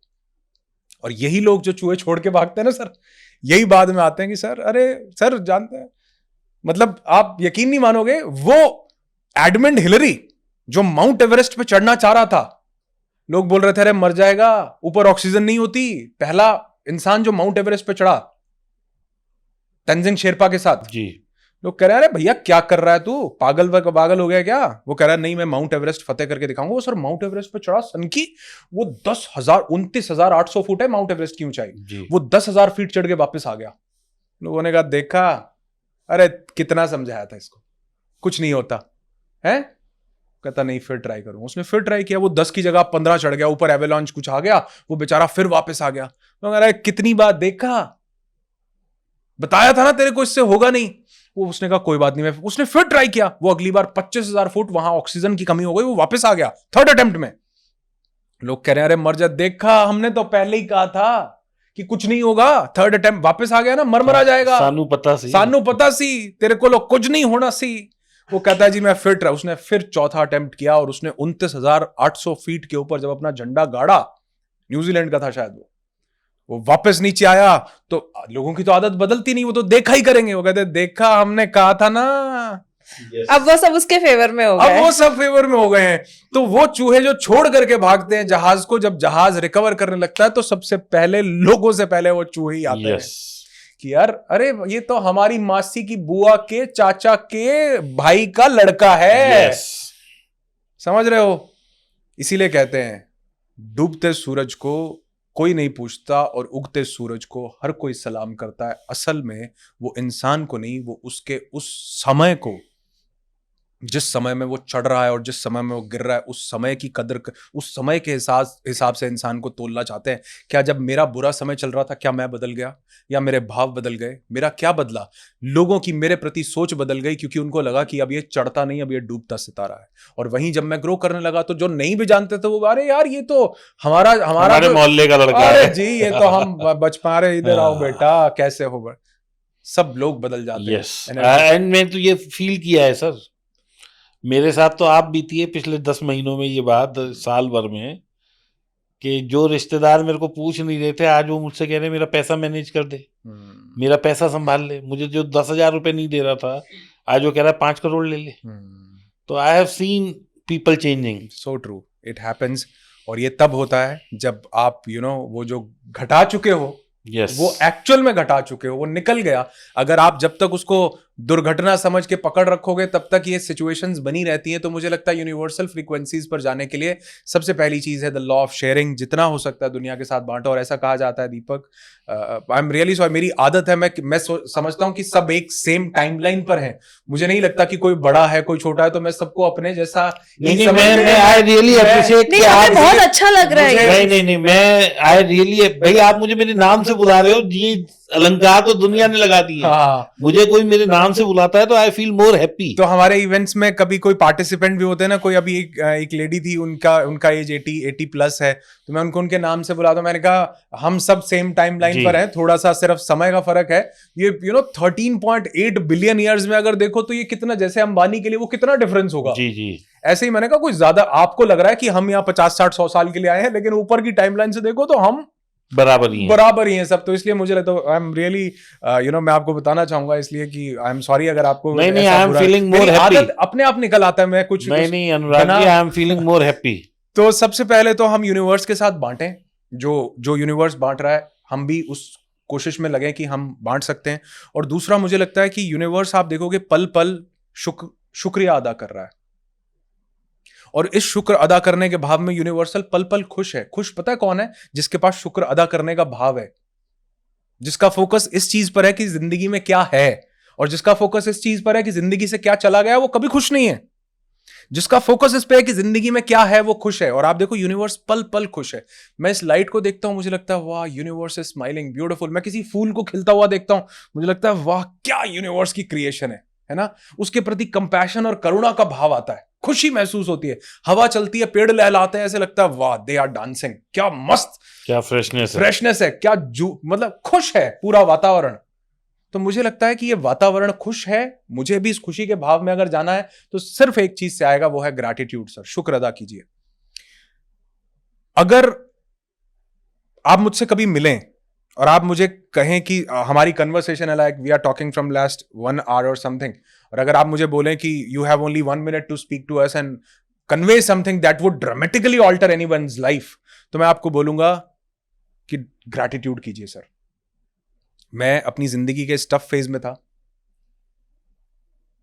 सब कुछ खो दिया, डेट है बहुत ज्यादा, I lost my father even at that time, और मुझे पता नहीं था कि मैं इससे कैसे बाहर निकलूं। मेरे एक दोस्त ने बोला कि भैया ग्रैटिट्यूड करो। मैं कहा वो क्या होता है? कहता शुक्र करना, मतलब धन्यवाद, कृतज्ञता के उसके लिए। मैं कहा यार, क्या है क्या अपने पास जिसका कृतज्ञता का भाव दिया जाए? कहता तुम्हें नहीं पता, तुम्हारे पास बहुत कुछ है। मैं कहा अबे जाना, रास्ता नापो। मैं कहा ज्ञान देना बड़ा आसान है, हर कोई ज्ञान पेलने आ जाता है। मैं कहा निकलो। उस रात कुछ अजीब मेरे अंदर घटित हुआ सर। मैंने कहा यार करके देख लेते हैं एक बार क्या बोल रहा था, क्योंकि मुझे लगा कि और तो कुछ बचा नहीं है। अब जो एक आखिरी अटेम्प्ट करना है, उससे पहले ये जो कह रहा है ये भी ट्राई कर लेते हैं। मैंने अगले दिनों मैंने कहा आप क्या कह रहे थे भैया? बोला यार शुक्र करना चाहिए। मैंने कहा किसका? बोले जो जिंदगी में है उसका। और मैंने उनसे एक स्टोरी सुनी, मैंने एक पॉडकास्ट था वहां सुनाई हुई थी, और शायद ही कोई ऐसा फोन हो जहां तक ये ना पहुंची हो, ये वाइब्रेशंस लोगों की जिंदगी। अगर आप कहें तो मैं एक छोटा सा वो प्लीज। हालांकि मैंने पहले एक बार सुनाई है, लेकिन मुझे लगता है कि ये इतना स्ट्रांग मैसेज है कि हर एक इंसान तक पहुंचना चाहिए। इस्लाम में ऐसी एक रवायत है कि हजरत मूसा हुए, हदीस का एक वाकया है, और कहते हैं कि उन हजरत की ऊपर वाले से बात हो जाती थी। तो एक इंसान उनको मिलता है, वो बोलता है मतलब शुक्र अदा करने की अहमियत क्या हो सकती है। वो कहता है कि सुना है आपकी ऊपर वाले से बात हो जाती है। वो कहते हैं हाँ। कहते हैं ऊपर वाले को कहना अब और नहीं चाहिए, इतना दे दिया उसने, इतना दे दिया, भर गए मेरे भंडार, और नहीं चाहिए, मना कर देना, बस बस बस, हाथ रोको थोड़ा। कहता ठीक है कर दूंगा। आगे बढ़ता है, एक इंसान बैठा होता है, सर तन पे कपड़ा नहीं होता एक भी, एक कपड़ा तन ढकने के लिए, प्राइवेट पार्ट, और कोई कपड़ा नहीं है। कहता है या मूसा सुना तुम्हारी ऊपर वाले से बात होती है? कहता है यार उसको बोलना कुछ तो दे। कुछ भी नहीं दिया, एक कपड़ा, वो भी तन, बस। कहते ठीक है मैं कर दूंगा। वो ऊपर वाले से कहते हैं जब उनकी बात हुई, उन्होंने कहा कि यार वो सॉरी, वो उन्होंने बोला खुदा को कि वो एक बंदा है, वो कह रहा है कि मुझे इतना कुछ दिया है, बस कर दो। अब उसको ना वो कह रहा है भाई मुझे बस कर दो देना। वो कहते ठीक है, उसको मिलना बंद हो जाएगा, उसको जाके बोल देना कि शुक्र अदा करना बंद कर दे। ठीक है। कहता अच्छा वो जो जिसको कुछ भी नहीं दिया, कहते हैं उसको मिलना शुरू हो जाएगा, कहना शुक्र अदा करना शुरू कर दे। वो वापस आते हैं, उस अमीर आदमी के पास जाते हैं, कहते मेरी बात कर दी? कहते हैं हाँ कर दी। कहते क्या कहा? मुझे और नहीं चाहिए। कैसे बंद होगा? उन्होंने कहा तो शुक्र अदा करना बंद कर दे। कहता मैं वो तो नहीं कर सकता, उसने दिया ही इतना कुछ है। कहते फिर मिलना भी बंद नहीं हो सकता, मिलता रहेगा। वो आगे गए, गरीब इंसान बैठा था, उसने मेरी बात करी, कुछ तो दो, एक कपड़ा तन ढकने के लिए। वो कहते तुझे मिलना शुरू हो जाएगा, शुक्र अदा करना शुरू कर दे। वो कहता किस चीज का शुक्र करूं? ये जो एक कपड़ा इसका? कहते हैं हवा चलती है वो कपड़ा भी उड़ जाता है। Very powerful and strong message कि आपकी जिंदगी, you never attract what you want in your life. वो गरीब आदमी चाहता है कि और पैसा मिल जाए, वो अमीर आदमी चाहता है कि पैसा बंद हो जाए। You never attract what you want in your life, you only attract who you are from here. यहां क्या भाव है? वो जिसको मिलता जा रहा है उसके पास क्या भाव है? अरे भैया शुक्र, बहुत बहुत ग्रैटिट्यूड। और जिसको नहीं मिल रहा उसके पास क्या भाव है? अरे यार मिलता ही नहीं है, कुछ भी नहीं होता। तो you only attract who you are. मुझे समझ में आया।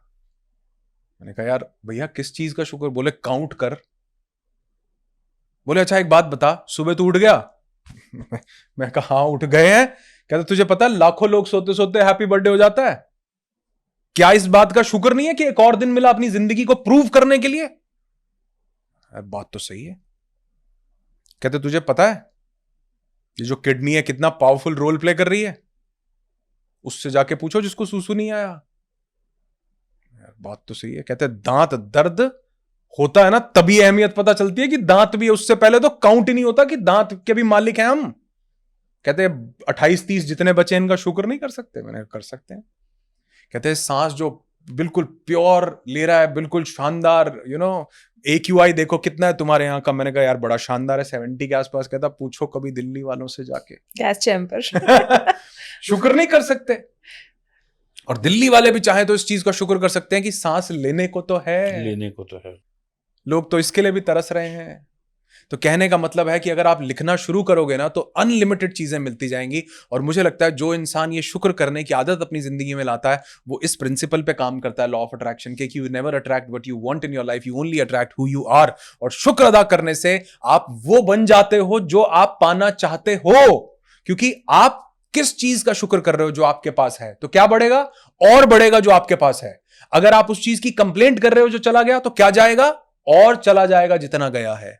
तो इसलिए अगर इतना सा भी कुछ बचा हुआ है ना सर, उसका भी शुक्र अदा करो। आप देखोगे चीजें अपने आप आपकी तरफ आने लगेंगी। और मुझे लगता है शायद लॉ ऑफ अट्रैक्शन, जिसको हम कुछ भी नाम दे सकते हैं, लॉ ऑफ कर्मा बोल सकते हैं, law of reaping and sowing बोल सकते हैं, उसका सबसे बड़ा मंत्र यह है कि दोनों हाथ उठा के थैंक यू, उसको जो भी नाम दो, भगवान, अल्लाह, वाहेगुरु, गॉड, खुदा, मैं उसको यूनिवर्सल इंटेलिजेंस बोलता हूं। मैं कहता हूं शुक्र है आपके साथ बैठे, क्या मजा आ गया, क्या पॉजिटिव वाइब्स एक्सचेंज हुई, क्या इसके लिए शुक्र नहीं कर सकते? बिल्कुल जी बिल्कुल। क्या मजेदार पॉजिटिव बात हो रही है, क्या अच्छा डिस्कशन, शुक्र है। एक और दिन निकला, शुक्र है। कुछ और अच्छे लोग मिले, शुक्र है। खाना मिला, तो लिखने लग जाओ, करने लग जाओ। आप उस यूनिवर्सल एनर्जीज के साथ अलाइन होते हो, जो चाहते हो जिंदगी में पा सकते हो। और मुझे लगता है कि ये इतनी सिंपल और आसान चीज है कि कई बार इसीलिए लोग इसको ठीक टेकन फॉर ग्रांटेड, ठीक है कोई बात नहीं। एक इंसान ने मुझे पूछा कुछ दिन पहले, कहते सर मैं बहुत पैसा कमाना चाहता हूं, क्या करना पड़ेगा? मैंने कहा अपने काम से प्यार कर लो। कहता अच्छा, वैसे बैठ गया। मैं कहा हाँ। कहता सर और? मैं कहा हो गया खत्म। कहता नहीं कुछ और। मैंने कहा काम से प्यार कर लो, कुछ और करना ही नहीं पड़ेगा सर। जो चीज जितनी ज्यादा सिंपल है ना, हम उतनी उसकी कम वैल्यू करते हैं। स्कूल में पढ़ाया जाता है ना, honesty is the best policy. सबसे कम वैल्यू की जाने वाली लाइनों में से एक है ये जी। हम कभी भी अपने आप से ईमानदार नहीं हो पाते हैं सर। एक शायर का शेर याद आता है, कहता है मैं खुद ही हूं अपने आप के पीछे पड़ा हुआ, मेरा शुमार भी तो मेरे दुश्मनों में है। सिर्फ खुद से ईमानदार हो जाओ, अपने आप से। किसी दूसरे की अकाउंटेबिलिटी नहीं लगेगी। मैं अपने प्रति ईमानदार हूं। मैं कहता हूं कितनी पावरफुल लाइन है, honesty is the best policy. Actually it is the best policy. मैंने कहा भाई कामयाब होना है, काम से मोहब्बत करो। कह रहा और? मैं कहा और मैं 15 ऐसी चीजें बताता रहूंगा, तू और करता रहेगा, तू अपना काम में लग, निकल, कोई बात नहीं। तो जितनी चीज सिंपल है ना, उतनी ज्यादा वो पावरफुल भी होती है कई बार। अभी हम एक पॉडकास्ट में थे, मैं वहां पे जिक्र कर रहा था, कोई हमारे एक पार्टिसिपेंट आए, बड़ा फनी सा था। हमारे एक पार्टिसिपेंट आए, वो बोले सर मुझे ना ये ऐसे करके चैलेंज, हमारे इवेंट्स होते हैं, बहुत लोग आते हैं उसमें अटेंड करते हैं।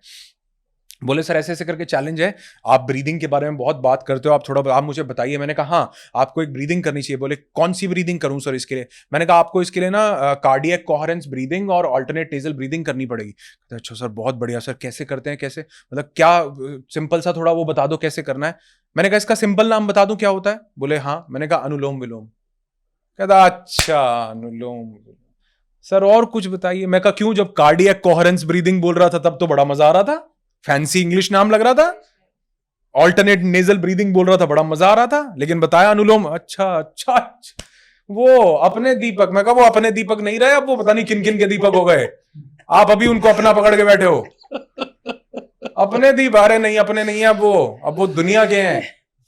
आप कह रहे अनुलोम विलोम, अरे यही वो अनुलोम विलोम है जिससे पूरी दुनिया अपनी सेहत ठीक कर रही है। आप कह रहे हो अच्छा ये, ये तो हमारे मोहल्ले, ये वो शर्मा जी करते थे सुबह रोज ऐसे ऐसे ना, वो ऐसे, हाँ हाँ, रोज पार्क में वो होता पार्क, वही ना सर, ये वो नहीं है सर, ये पूरी दुनिया के लिए चमत्कार कर रहा है। हमको लगा अच्छा अपने दीपक जल गए, पहुंच गए कहीं, अब के नहीं रहे वो, अब अपनाओ उनको, अब आप सेल्फी खिंचवाओगे उनके साथ, क्यों? क्योंकि अब वो कहीं से घूम कर आए हैं। ठीक, ये घूम कर जब बाहर से योगा आता ना, हमको लगा वो कोई मैडम कर रही होती है फॉरेन वाली योगा मैट पे, हम लगे बहुत बहुत बढ़िया चीज। वही हमारे ये शर्मा जी बैठ के कर रहे हो, क्या है क्या ओल्ड पद्धति। कहने का मतलब ये है कि जब तक ये लोगों को फैंसी नेम मिलेगा ना, तो उनको लगा हाँ बहुत बढ़िया चीज बता रहे हो, लेकिन एक्चुअल में जितनी चीजें सिंपल है ना सर, उतनी ज्यादा इफेक्टिव है और उतनी लोगों की जिंदगी में इंपैक्ट डालती हैं। बहुत पावरफुल साइंसेज हैं, अगर थोड़ा सा हम इनके ऊपर काम करने लग जाएं।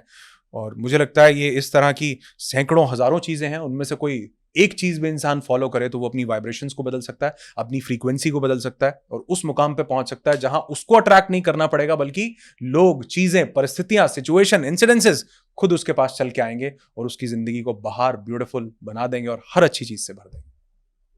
सुपर। अनुराग जी, ये जो आपने अभी हमें बताया, मेरे मन में बहुत देर से एक क्वेश्चन आ रहा है। वो ये आ रहा है कि जैसे जो भी आपने बात करी, आज मैं उसको बहुत अच्छे से एब्जॉर्ब कर सकती हूँ, एक एज भी है उस चीज़ के लिए, लेकिन जो हमारी यंग जनरेशन है, द जनरेशन जो 16 to 18 ईयर्स की है, उनको हम कैसे कन्विंस करें कि वो इस तरफ डाइवर्ट हो? क्योंकि आपने कहा ग्रैटिट्यूड, जैसे विद द एज मुझ में भी ठहराव आया, सब में आता है, और ग्रैटिट्यूड की भावना बढ़ती चली जाती है, क्योंकि हम लोग इतना कुछ देख चुके होते हैं, परिवर्तन इतना देख चुके होते हैं कि हमें लगता है कि नहीं, हमें ईश्वर का हर पल शुक्राना करना चाहिए। जैसे मेरा मानना यह है कि अगर आपके बच्चे एक अच्छी डायरेक्शन में निकल गए हैं तो आपकी लाइफ सफल है, पैसे से ज्यादा वो चीज इंपॉर्टेंट है। ऐसे ही अगर कोई बच्चा 16 to 18 एज का है तो उसको हम कैसे मोल्ड करें कि ताकि वो एक अच्छी डायरेक्शन से पैसा कमाए और एक अच्छे व्यवहार में जाए? बहुत अच्छी बात है। पहले तो मैं इस सवाल के बदले में ही आपसे एक सवाल पूछता हूँ। बिल्कुल। आप मुझे बताइए कि मैं क्या बोल रहा हूँ, येंगे दड़े नाड़ दड़े इंगे? some foreign language, नहीं, some South Indian language. मतलब, लेकिन आप इसका मतलब नहीं बता पाएंगे और शायद कोई भी नहीं बता पाएगा और मैं बिल्कुल भी नहीं नहीं बता बता पाऊंगा, क्योंकि मुझे भी नहीं पता कि मैंने क्या बोला है। जब तक मैं किसी चीज का एक्सपोजर नहीं लेता हूं, तब तक उसके बारे में किसी भी तरह की चीज मेरे लिए क्या है, ठीक है, फॉरेन आर्टिकल ही है। फॉरेन आर्टिकल ही है आर्टिकल। सर। बच्चा 16 का है या बच्चा 80 का है, इट डजेंट मैटर। कई लोग जेल में पड़े हैं, उम्र 80 साल हो गई, तो आप क्या कहोगे, बड़ा तजुर्बे वाला इंसान है? नहीं, बिल्कुल नहीं, बिल्कुल नहीं, क्योंकि उसको क्या नहीं है, एक्सपोजर जो नहीं नहीं है। है। और वहीं एक बच्चा ऐसा है जो 5 साल की उम्र में बैठा है और अनुलोम विलोम कर रहा है और ओम का जाप कर रहा है, कहीं ना कहीं से उसके पास वो एक्सपोजर था। तो हम बल्कि मैं एक मजाक में कई बार बोलता हूं, मेरे एक दोस्त है, वो कहता है यार पता नहीं बच्चा कहां से झूठ बोलना सीख गया, हमने तो कभी नहीं कहा कि झूठ बोलो। मैंने कहा तुमने कभी नहीं कहा, लेकिन तुम करते पता है क्या हो? कहता क्या? मैंने कहा एक दिन मैंने देखा तो तुम क्या कर रहे थे। बोला क्या कर रहे थे? मैंने कहा बाहर बेल बजी, कोई आया, तुमने बच्चे को भेजा और बोला बेटे अंकल को जाके बोल दो पापा घर पे नहीं है। मैं कहा तुमने नहीं सिखाया झूठ बोलना, लेकिन तुमने किया है कहीं ना कहीं। तो कहीं ना कहीं जब उस बच्चे को एक एक्सपोजर मिलता है ना सर, वो चीजें देखना शुरू करता है और उसके पास भी उसी तरह के संस्कार होते हैं। आप देखोगे एक ही घर में 2 बच्चे होंगे, एक बिल्कुल अलग, एक बिल्कुल अलग। अरे क्यों? सेम जीन्स हैं, टेस्ट करवा लो चाहे। एक ही माता पिता है, एक ही घर में पैदा हुआ, एक जैसा माहौल देखा, फिर बदलाव कहां से आया?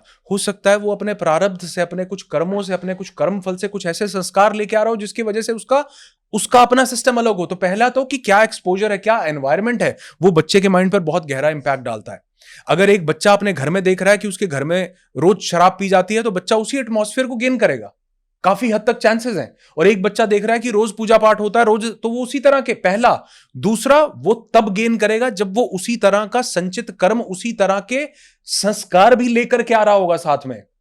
बहुत से बच्चे आप ऐसे देखोगे जिनके घर में शराब, एक लड़का था, दो भाई थे, उनके फादर बहुत ड्रिंक करते थे और एक लड़का बहुत शराबी हो गया, उससे पूछा भैया तू शराब क्यों पीता है इतनी, कहता क्योंकि मेरे फादर पीते थे, मैंने शुरू से देखा ही है। मैंने देखा ही यही है। ऐसे घरों में एक चीज और भी होती है, मैंने देखा है कि मदर इतना ज्यादा कह देती है कि ये इतनी बुरी चीज है कि वो बच्चा कहता है कि मैंने अपने घर में इस चीज का इतना मतलब इतना नुकसान देखा है कि अब मैं ये काम नहीं करूंगा। ये एटीट्यूड भी है उसमें। तो यही उन दोनों बच्चों के साथ हुआ। एक कह रहा है मैंने देखा है तो मैं यही करूंगा, दूसरा कह रहा है कि मैंने इसके नेगेटिव कॉन्सिक्वेंसेस देखे हैं इसलिए मैं कभी नहीं पीऊंगा। तो ये दोनों में भाव कहां से आया? ये भाव आया उनके अपने संस्कार से कि उनके अंदर से क्या चीज निकल करके आ रही थी।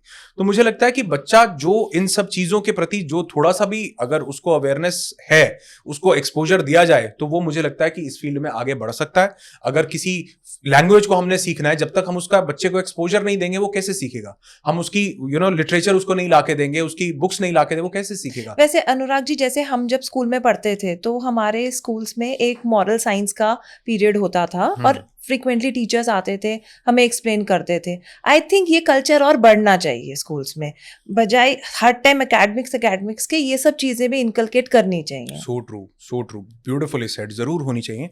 और सिर्फ इतना ही नहीं, बल्कि मैं कहता हूं कि बच्चे को वो सब जो हमारे वैदिक चीजें थी ना सर, जो नालंदा से मिटा दी गई, जो हमारे इतने बड़े बड़े विश्वविद्यालय थे वो उनको खत्म कर दिया गया, जहां पर लोग फॉरेन से यहां पर पढ़ने के लिए, अब बच्चे जा रहे हैं ना कि यूके जाएंगे पढ़ने के लिए, यूएस जाएंगे, लोग यहां पढ़ने के लिए आते थे विदेशों से, क्योंकि यहां का जो कल्चर था वो अपने आप में रिच कल्चर था, वो साइंसेस, प्रूवन साइंसेस थी। तो मुझे लगता है वाकई में ही वो जो कल्चर था बच्चों को पढ़ाया जाना चाहिए। क्यों गुरुकुल में पढ़ाया जाता था? क्यों माता पिता से इतने साल के लिए दूर रखा जाता था?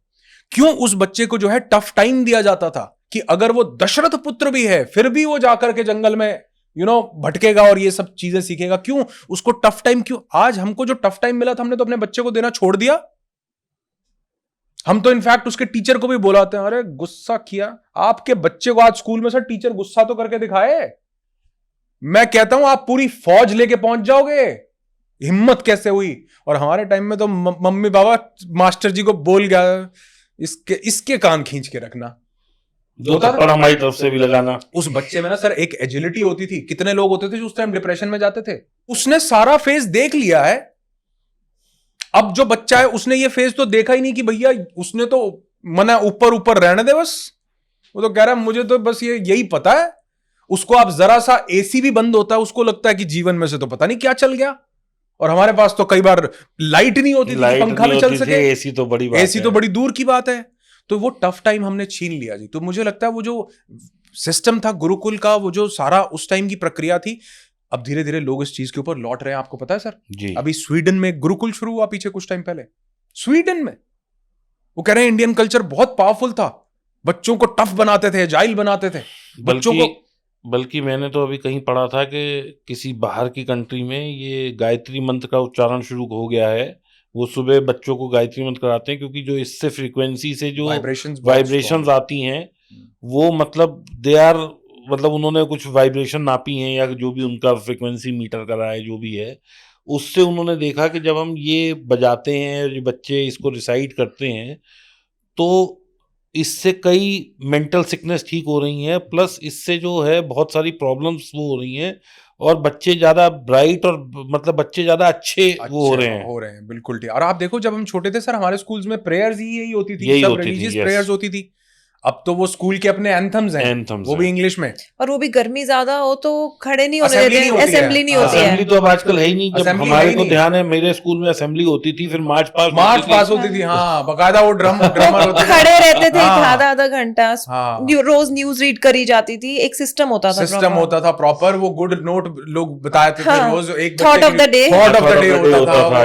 तो वो सब चीजें जो थी वो बड़ा, मतलब हम धीरे धीरे कहीं ना वो एक सिस्टम ही रोबोटिक सिस्टम पे चलते जा रहे हैं। और हमने सिर्फ एक चीज को प्रेफरेंस दे रखा है कि मार्क्स कितने आ रहे हैं, जबकि हमारा इंटेलिजेंस पे फोकस नहीं है। हम सिर्फ वो याद कितना कर पा रहा है मेमोरी में, उस चीज पर फोकस है। बस तो इसीलिए, और आज देखोगे कि वो बच्चा ज्यादा कामयाब है जो कम मार्क्स लाता है। मजाक नहीं है, ये बकायदा है। कभी रिसर्च हुई, स्टडी हुई इसके ऊपर कि वो बच्चे जो बैक बेंचर्स थे, जो फर्स्ट सेकंड थर्ड नहीं आते थे, वो जिंदगी में ज्यादा सक्सेसफुल है। एक कहावत है ना कि जो स्मार्ट बच्चा है वो इंटेलिजेंस को अपने यहाँ हायर करके और ज्यादा रिच बन और सकता ज्यादा, है। हाँ बिल्कुल ठीक बात है, बट बिल्कुल intelligence can be bought, smartness can not be. Can not be. तो वो स्ट्रीट स्मार्ट होना भी थोड़ा सा Yes. जरूरी है।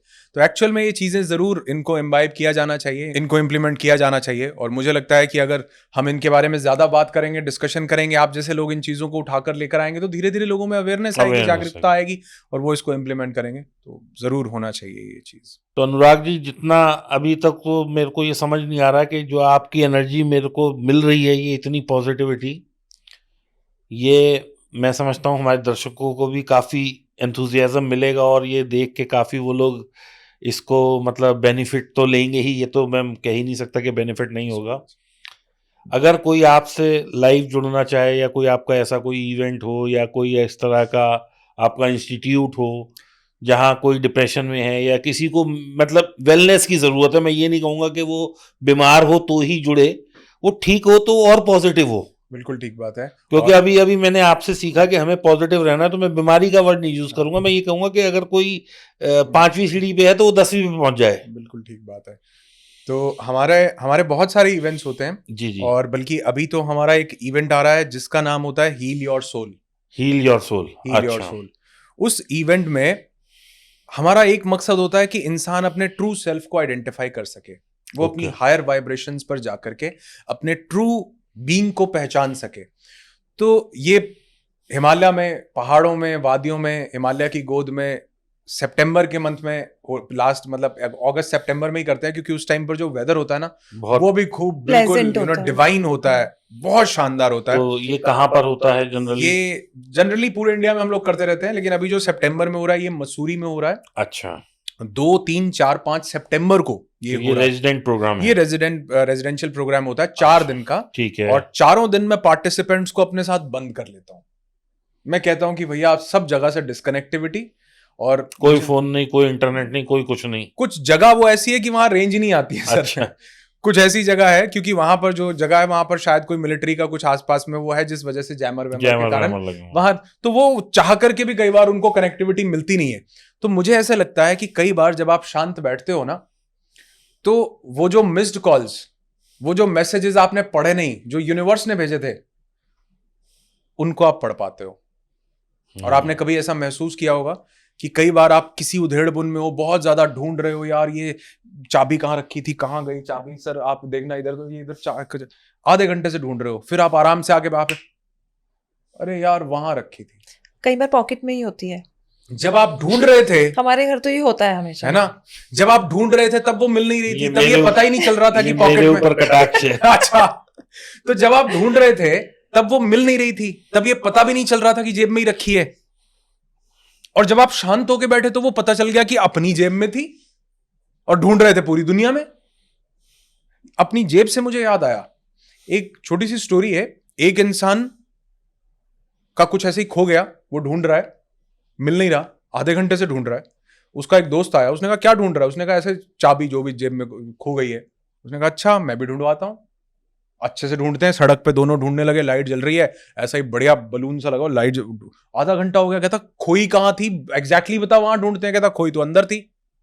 कहता बाहर क्यों ढूंढ रहे हैं फिर हम? कहता क्योंकि बाहर लाइट है। हम भी तो यही कर रहे हैं, गलत जगह ढूंढ रहे हैं। जो चीज यहां खोई है, मैं वो आप में, इनमें, पैसे में, इसमें, उसमें, बाहर सब जगह ढूंढने की कोशिश कर रहा हूं सर, जो यहां खोया है। तो जिंदगी की जो असली चाबी है ना, यहां खोई हुई है। जब आप थोड़ा सा शांत होते हो, रिलैक्स होते हो, मैं अक्सर ऐसा बोलता हूं कि कोई परमात्मा कहीं बाहर नहीं बैठा आपके लिए कुछ करने के लिए, वो तो यहां बैठा है। जब आप थोड़ा सा शांत होते हो, आप उसके साथ कनेक्ट कर जाते हो, और हर सवाल का जवाब आपको मिलने लगता है। सिर्फ वो चाबी नहीं, शांत होने से चाबी कैसे मिल गई? आप तो ढूंढ ही नहीं रहे थे, बताओ। आप तो उस समय ढूंढ ही नहीं रहे थे सर, आपके तो ख्याल में भी नहीं था कि मुझे चाबी ढूंढनी है। बताओ कहां से आंसर आया? अंदर से। क्योंकि कभी ना कभी तो ये सवाल अंदर पूछा था, और जब शांति हुई तो जवाब मिलने लगे। ऐसे ही जिंदगी के बड़े सारे सवाल हैं जो सर हमने पूछे हुए हैं, लेकिन हमारे रूटीन लाइफ में वो क्योस, वो सिचुएशंस, वो लोग, वो परिस्थितियां, वो पैसा, वो दौलत, वो फेलियर, वो सक्सेस, वो नाकामयाबी, ये हमको घेरे रखती है कि हम अपने आप से ही कनेक्शन लूज कर देते हैं। तो वो 4 दिन में पार्टिसिपेंट्स जब मेरे साथ वहां कैद, मतलब बंद कैद तो नहीं, वो लोग ऐसा अक्सर बोलते हैं कि ये एक्चुअल में हमारे लिए एक लिबरेशन था, हम लिबरेट हो गए, यहां से आजाद हो गए, फ्रीडम मिली। वो 4 दिन मेरे साथ वहां पर बिताते हैं मेरे साथ, और आप जैसे बहुत पावरफुल ब्यूटीफुल सोल वहां पर होती हैं, पावरफुल एटमॉस्फेयर, वादियां, और वो जगह ऐसी है, मुझे लगता है कि वहां की वाइब्रेशंस भी बहुत प्योर हैं। तो वो 4 दिन का सर प्रोग्राम हमारा होता है, और लोग वहां से अपनी जिंदगी को बदल के जाते हैं सर, न सिर्फ हेल्थ और वेलनेस में, बल्कि वो कहते हैं कि जिंदगी में सर, एक हमारे पार्टिसिपेंट हैं, वो हमको आकर के कहते हैं सर पिछले 15 साल में इतना पैसा नहीं कमाया जितना पिछले 4 महीने में कमाया है। इसके बाद ऐसा नहीं मैं कह रहा हूं मैंने कुछ किया, उन्होंने खुद के साथ कर लिया, यहां से बदल लिया, जो चीजें बाहर ढूंढ रहे थे वो यहां मिलने लग गई अपने आप। कहते सर ऐसे आइडियाज आते हैं। मैंने कहा भैया मैंने कुछ नहीं किया, आपने सिर्फ अपने साथ कनेक्शन एस्टैब्लिश किया है, और वो जो आपने अपना ये फोन एयरप्लेन मोड पे डाला हुआ था, यहां बहुत सारी कॉल्स आ रही थी, बहुत मैसेजेस आ रहे थे, जब आप शांत होकर आपने फोन खोला, वो सब मैसेजेस आपने पढ़ लिए। आप खोल ही नहीं रहे थे, आप तो एयरप्लेन में उड़ रहे थे दुनिया के इस बहाव में उस बहाव में, अब यहां पर आए हो तो उन चीजों के जवाब मिलने लगे हैं। तो वो बड़ा शानदार इवेंट होता है सर 4 दिन का। लेकिन विडंबना छोटी सी है कि हम ज्यादा लोगों को एनरोल नहीं कर पाते हैं। कितने लोगों को एनरोल करते हैं उसमें? हम वहां 40 जस्ट 40, क्योंकि मुझे ना सबके साथ कनेक्ट करना पड़ता है। हालांकि वो हमारा इवेंट है 50-60,000 रुपीज का, और हम चाहें तो हम वहां पर, क्योंकि भगवान के आशीर्वाद से, सोशल मीडिया से या ट्रैफिक कहीं से भी आप कितना भी इतना तो, लेकिन हम वहां पर बड़ा लिमिटेड लोगों को, और जितने लोगों का हमारे पास एनरोलमेंट आता है हम सबको भी नहीं ले जा पाते हैं, क्योंकि मुझे लगता है कि जो उस जगह पर रेजोनेट कर सकता है सिर्फ वही, when the student is ready teacher appears। तो मुझे लगता है जब तक वो मानसिकता नहीं है तब तक चीजों को ग्रहण करने में समय लगता है, तब तक वो जाला हटाने में ही लगा रहेगा, वो चीजों को समझ नहीं पाएगा। तो वो इवेंट होता है सर। और अगर आपकी ऑडियंस कहीं से भी वो चाहे तो मैं चाहूंगा उसकी कोई डिटेल हो चित्रेश जी आप शेयर कर देना, ताकि ये डिस्क्रिप्शन में दे पाए, अगर किसी को जानना हो उस इवेंट के बारे में तो जान सकते हैं। और हमारा एक इवेंट होता है, ये तो चलो ऑफलाइन इवेंट हुआ, एक ऑनलाइन इवेंट होता है मेंटल डिटॉक्स सर।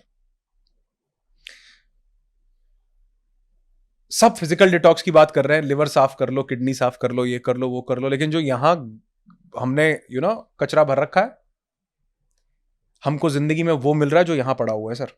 और लोगों के पास यहां पता है क्या पड़ा है? पेनफुल मेमोरीज, अनफॉरगिवनेस, किसी ने गलत किया था मैं माफ नहीं कर पाया, अनवर्दीनेस की फीलिंग, मैं कुछ नहीं कर सकता, मैं कुछ हुई नहीं, बचपन के ट्रॉमास, मोलेस्टेशंस, चाइल्डहुड एब्यूज, डिस्क्रिमिनेशंस। हम क्या जी रहे हैं? हम बाहर कुछ नहीं जी रहे सर, जो यहां है उसको ही हम बाहर जी रहे हैं। और लोग कहते हैं कि मैं जिंदगी में क्या करूंगा, बढ़िया कुछ नहीं कर पा रहा हूं। मैं कहता हूं तुम सब कर सकते हो, बस ये जो मेंटल ब्लॉक है ना इसको हटा लो। तो वो मेंटल डिटॉक्स में मैं कोशिश करता हूं 2.5-3 घंटे के अंदर लोगों के मेंटल ब्लॉकेजेस को हटाऊं, उनकी जो पेनफुल मेमोरीज पड़ी हैं उनके परसेप्शन को बदलूं, और लोग इतना लाइट फील करते हैं सर। 1 नहीं 2 नहीं 100% लोग जो हमारे पास उस इवेंट में आते हैं वो अपनी जिंदगी में मैसिव चेंज और बदलाव देखते हैं। क्यों? क्योंकि उन्होंने अपने यहां से जो पुराना कचरा था वो निकाला। आपके पास एक अलमारी, एक वार्डरोब है, उस वार्डरोब में आपको नए कपड़े डालने हैं, लेकिन पुराने ही पहले ठुसे रखे हैं। नए कैसे आएंगे? नए तो तब आएंगे ना जब आप जगह बनाओगे। इसको बोलते हैं द लॉ ऑफ वैक्यूम, जहां पर कुछ नहीं होता हवा आ जाती है उस जगह को भरने के लिए। तो जब पुरानी चीज निकलती है नई चीज अपने आप आ जाती है उसको भरने के लिए। और कौन सी आती है? जिस वाइब्रेशन पर आप होते हो। तो पहला काम हम ये करते हैं, लोगों के यहां से जगह खाली कराते हैं। भैया छोड़ो ना, क्यों मरा हुआ चूहा पकड़ रखा है, बदबू आती रहेगी। ऊपर से कितना ही परफ्यूम लगा लो, कितनी फेयर एंड लवली लगा लो, चेहरा नहीं चमकेगा। अंदर यहां सुकून आ गया ना सर, कुछ नहीं लगाना पड़ेगा, कुछ नहीं। यहां से कचरा निकाल लो। मैं लोगों का कचरा निकालता हूं। लोग चिल्ला चिल्ला के रोते हैं कई बार उस इवेंट के बाद, और वो बोलते हैं सर ये मरा हुआ चूहा पड़ा था, पता ही नहीं लग रहा था। क्योंकि कॉन्शियसली नहीं पता लगता, सब कॉन्शियस लेवल पे पड़ा तो होता है। उसमें आप 1-to-1 कनेक्ट करते हैं? 1-to-1 नहीं पॉसिबल होता, क्योंकि उसमें हजारों लोग होते हैं, हजारों लोग। मैं सेशन मैं ही लेता हूं वो सेशन, लेकिन ऑनलाइन होता है, जूम पे होता है, तो हजारों लोग होते हैं उस सेशन में। लेकिन क्योंकि मुझे पता है कि क्या वो फ्रेमवर्क्स, क्या वो पैटर्न्स है जो लोगों की उस मानसिकता को चेंज कर सकते हैं, लोगों की पेनफुल मेमोरीज को रिमूव कर सकते हैं, उनके फियर्स को, उनके डर को, उनके ट्रॉमास को खत्म कर सकते हैं। तो मैं सिर्फ वो काम करता हूं। लोग जुड़ते हैं, मेंटल डिटॉक्स में आते हैं और अपनी जिंदगी को डिटॉक्स करके जाते हैं ब्यूटीफुली, और अपनी लाइफ में बहुत कुछ अच्छा अचीव करते हैं। तो अगर आपके कोई पार्टिसिपेंट चाहेंगे तो उनको सिर्फ मेंटल डिटॉक्स सर्च करना है और अनुराग ऋषि के पास पहुंच जाना है। और We are speechless. Thank you so much. ऐसा नहीं है, मुझे भी इतना ज्यादा, क्योंकि मैं भी इतनी बात नहीं कर पाता हूं, क्योंकि ये बात तभी होती है जब आपको कुछ वाइब्रेशंस मिलती हैं, आपको कुछ अच्छी एनर्जीज मिलती हैं, और जो सब जगह से शायद नहीं मिलती हैं। तो ये जो वाइब्रेशंस थी, शायद इसने मुझे भी मजबूर किया कि मैं कुछ बात करूं और कुछ। Thank you so much thank you Anurag so ji, much, God bless you, thank you so much, thank you so much. तो दोस्तों ये थे हैं है तो दोस्तों ये चर्चा थी अनुराग जी के साथ, जो हमने एक बहुत अच्छे नोट पे करी। बहुत पॉजिटिव एनर्जी मिली, बहुत एंथुजियाज्म मिला, बहुत कुछ सीखने को मिला, किस तरीके से पॉजिटिव सोचना है, किस तरीके से आगे बढ़ना है, किस तरीके से शेयरिंग करनी है, नेचर के साथ अटैच करना है, यूनिवर्स को जोड़ना है, यूनिवर्स के साथ जुड़ना है, हाई फ्रिक्वेंसी पे अपने आप को ले जाना है। तो ये मेरा एक प्रयास है, ये हमारा एक प्रयास है कि हम लोग आपके किसी काम आ सकें, कुछ आपके लिए कर सकें, कुछ बदलाव ला सकें आपकी ज़िंदगी में, कुछ आपके तनाव को रिलीज़ कर सकें। इसी आशा के साथ थैंक यू, और हम शुक्रिया करते हैं अनुराग जी का यहाँ आने के लिए और हमें अपना अमूल्य समय देने के लिए। Thank you. Thank you so much. और मैं भी शुक्र अदा करना चाहूंगा सर आपका कि यहाँ ये मौका देने के लिए कि मैं आपके साथ कुछ अच्छा शेयर कर पाया। कुछ अगर मुझसे कुछ गलती हुई हो, भूल नहीं, चूक हुई नहीं, हो, सर। उसके लिए क्षमा। लेकिन मैं जितना भी मुझे लगा कि मेरे अंदर से चीज निकल सकती है, और वो स्वतः ही निकली है जी कई जी चीजें, जी क्योंकि मैंने बोला ये वाइब्रेशंस का रोल है सारा, जी। ये व्यक्ति विशेष का रोल है। तो वो आपके साथ कुछ चीजें जो निकल पाई, अगर वो किसी की जिंदगी में इतना सा भी वैल्यू ऐड करें, मेरे लिए बस बहुत बड़ी मेरा भी कमाई है। यही वो है कि मैं किसी की जिंदगी में एक क्षण भर का भी चेंज ला सकूं, तो मैं शुक्र करूंगा उस ऊपर वाले का जिसने बिल्कुल, मुझे बिल्कुल। इस काबिल बनाया कि हम कुछ कर सकें। और वही बात, आप दे के जितना तसल्ली फील करते हैं वो आप लेके नहीं करते। लेके नहीं गिवर्स करते। Are always happy. So true. So और ऐसा कहा जाता है कि गुलाब बांटने वाले के हाथों में हमेशा खुशबू खुशबू रह रहती जाती है। है। तो इसलिए बांटिए जितना हो सकता है। Thank you so much, thanks a lot.